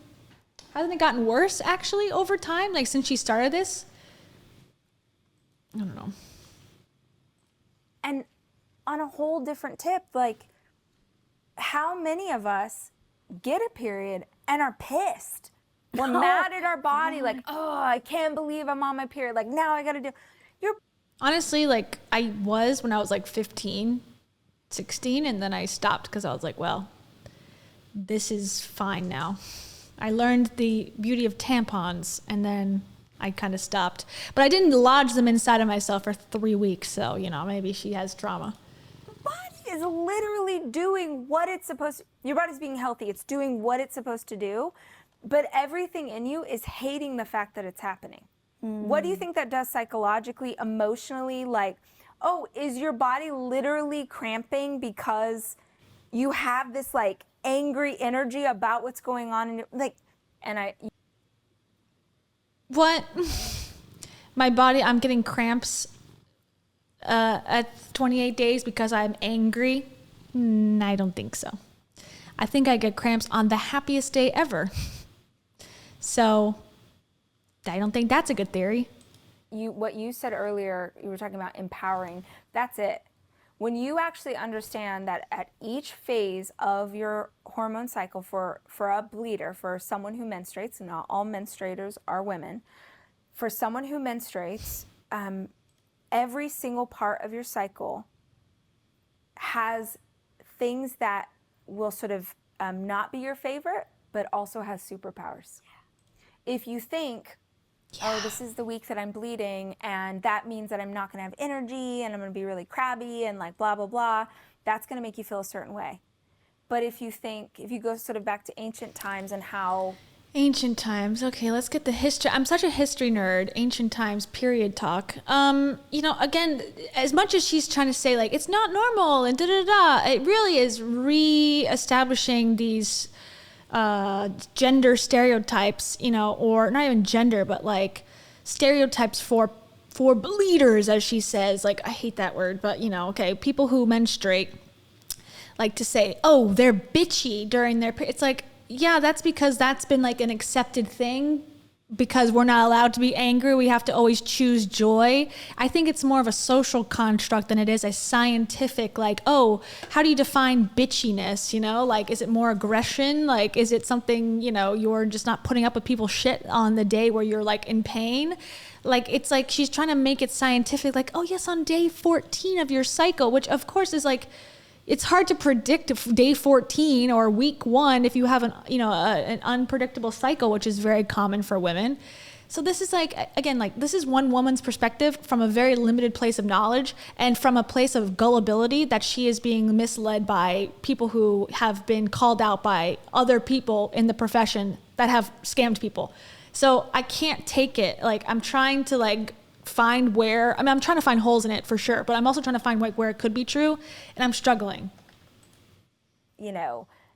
Bedouin women would, explain the process to their daughters. You would say, oh, this is the week where you're really centered, where you're really close to the earth, where you can hear things better because you slow down, where you're wiser, right? When you change the narrative of how we talk about these times, and when you understand that there is a power in each part of your cycle, you feel empowered. Culturally, in different cultures, those that celebrate menstruation and recognize it as this time where women gain wisdom and that they become more powerful, those women end up being healthier. Those women end up having better relationships with their bodies. Oh God, I can't even start. Can I just throw in one thing? Yes. I know that we're like, so the Greeks You're not allowed to go to church if you're on your period. Yes. You're not allowed to take communion because Yes. it's considered dirty. Yeah, you're dirty. You want to talk about Yeah. the 100%. message that you... 100%. Yeah, you're dirty. Okay, Rachel. Oh, that is I've actually studied this a lot. You're you picking a really? subject, like literally I was at a coffee shop today. This is what I was studying. Can't. Studying what? I need the like a textbook. What were you studying at Starbucks about menstrual cycles? Get Rachel? your I don't hearts regret ready. anything. Oh, Kitty. You want to get your heart? I don't regret anything. Kitty, you're pushing the buttons. I'm just gonna move it, okay? Can't even start talking about it because I'll go on forever. But culturally, most places you would find that. You would find this idea that you are dirty, that this is shameful, that this is wrong. Let's add in the fact that in many parts of the world, women and girls do not have access to products that actually can help make that process better. So they're, oh God, I'll send you an article and you'll freak out because it's crazy. I'll send you an article. The audience does not need to know all these details. The only smart ones, like you and I, need to read the fine print, okay? The fact that period products are taxed as luxury goods in many states in this yes, Luxury goods. Okay, I agree with this. This is a point, I think a fairly liberal perspective, maybe not, maybe moderate. We can all agree that that's like ridiculous, the pink tax and all that. But like, how are we, like, is she an advocate? Is she not? Like, what are you doing to fix this, help this, get women to be more knowledgeable about this? Like, we're on hour 149 of this podcast and like you're bringing this up. So is it really the best way to like bring attention to this issue? No, I don't think so. Like, I don't disagree with her, but it's like, if you really have these deep beliefs that you're so excited about, like, let's do something as a group, as women together or as people together. And like, let's take action. Stop talking about this shit. Let's fucking do something about it if you really care. luxury goods. It's so insane. Viagra's not. That's something that you don't get taxed on because it's medicine. But tampons, yes. Don't get me started. That being said, there are cultures where it's celebrated, where it's where you're taught about your body, where you're taught that this is powerful. If you look at indigenous people, oftentimes there's many different Indian tribes within North America that practice this and that are bringing back sort of the old ways of teaching girls about their bodies. And this is a time to be celebrated. And we're doing a berry fast. And this is our time to like that sort of consciousness and that. A berry fast? Okay. No comment. Narrative about the fact that your body is doing what it's meant to do and this makes you powerful and strong. Imagine how different we would all be if we weren't taught that this was ugly and shameful and gross and, oh, men have to deal with it. Even think about the fact that it's called a period. What does that mean? Like, it's a period. Oh, why? Because that was a period where men were inconvenienced by their women bleed. Like, do you know what I mean? It never even dawned on. I didn't understand that part. Like, it's a period of time, I'm assuming, like a period of a certain, like, call it cycle too, like moon cycle.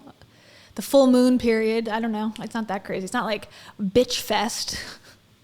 Why do they call it a bitch fest? Well, men think we're bitches. Like, okay, that could be like, yeah, I guess I can understand that. But period seems pretty, I don't know, uncontroversial. And then the explanation was like, not satisfying. Me. I can't even. This conversation could be 4 hours long, but it's crazy. We went on too long. It's not even maybe gonna make this episode. I love but this. It will. Go read Period Power. Those are my 2 recommendations today. I'm an author telling you to read other people's books. Intuitive Eating and Period Power, I think, would be wildly impactful. So here's the thing. Thank you. It is so important that we talk about this stuff, girl. Like, it is that thing that once upon a time I wouldn't have ever, I was so shy, embarrassed. I'm not going to talk about period. I'm not going to talk about sex. But when we talk very specifically, coming into this conversation, everything we've been laying out here is how the hell do you become resilient? How do you become stronger? How the hell do you step in to that business, that relationship, that friendship with confidence, with the strength, coming back, getting yourself back up? Because it's not about if you fall, we all fall. It's how the hell you get Right. back up. And to ignore our hormones, I think is a absolute disservice to everyone listening and watching, because it's such a powerful, you even said it's your fifth vital sign. So thank you for sharing that, girl. We're Yeah. going to do round 2 then with hormones. Yes. Can I just say one thing? Hells yeah. I think ultimately, She's like, please, I'm trying to wrap this up. Please go home. Go back to your hotel. all of this conversation really is about knowing yourself. It's about knowing yourself, because if you know yourself, then you know what your intention is, you know your heart, you know your values, you know your why. And if you really truly know yourself, She's about to, Laura. We waited 2 hours to get here, but we're here. and you mess up, you'll know that you were doing your best and that you'll do your best next time. And you won't let other people speak in and change your truth, because you know who you are.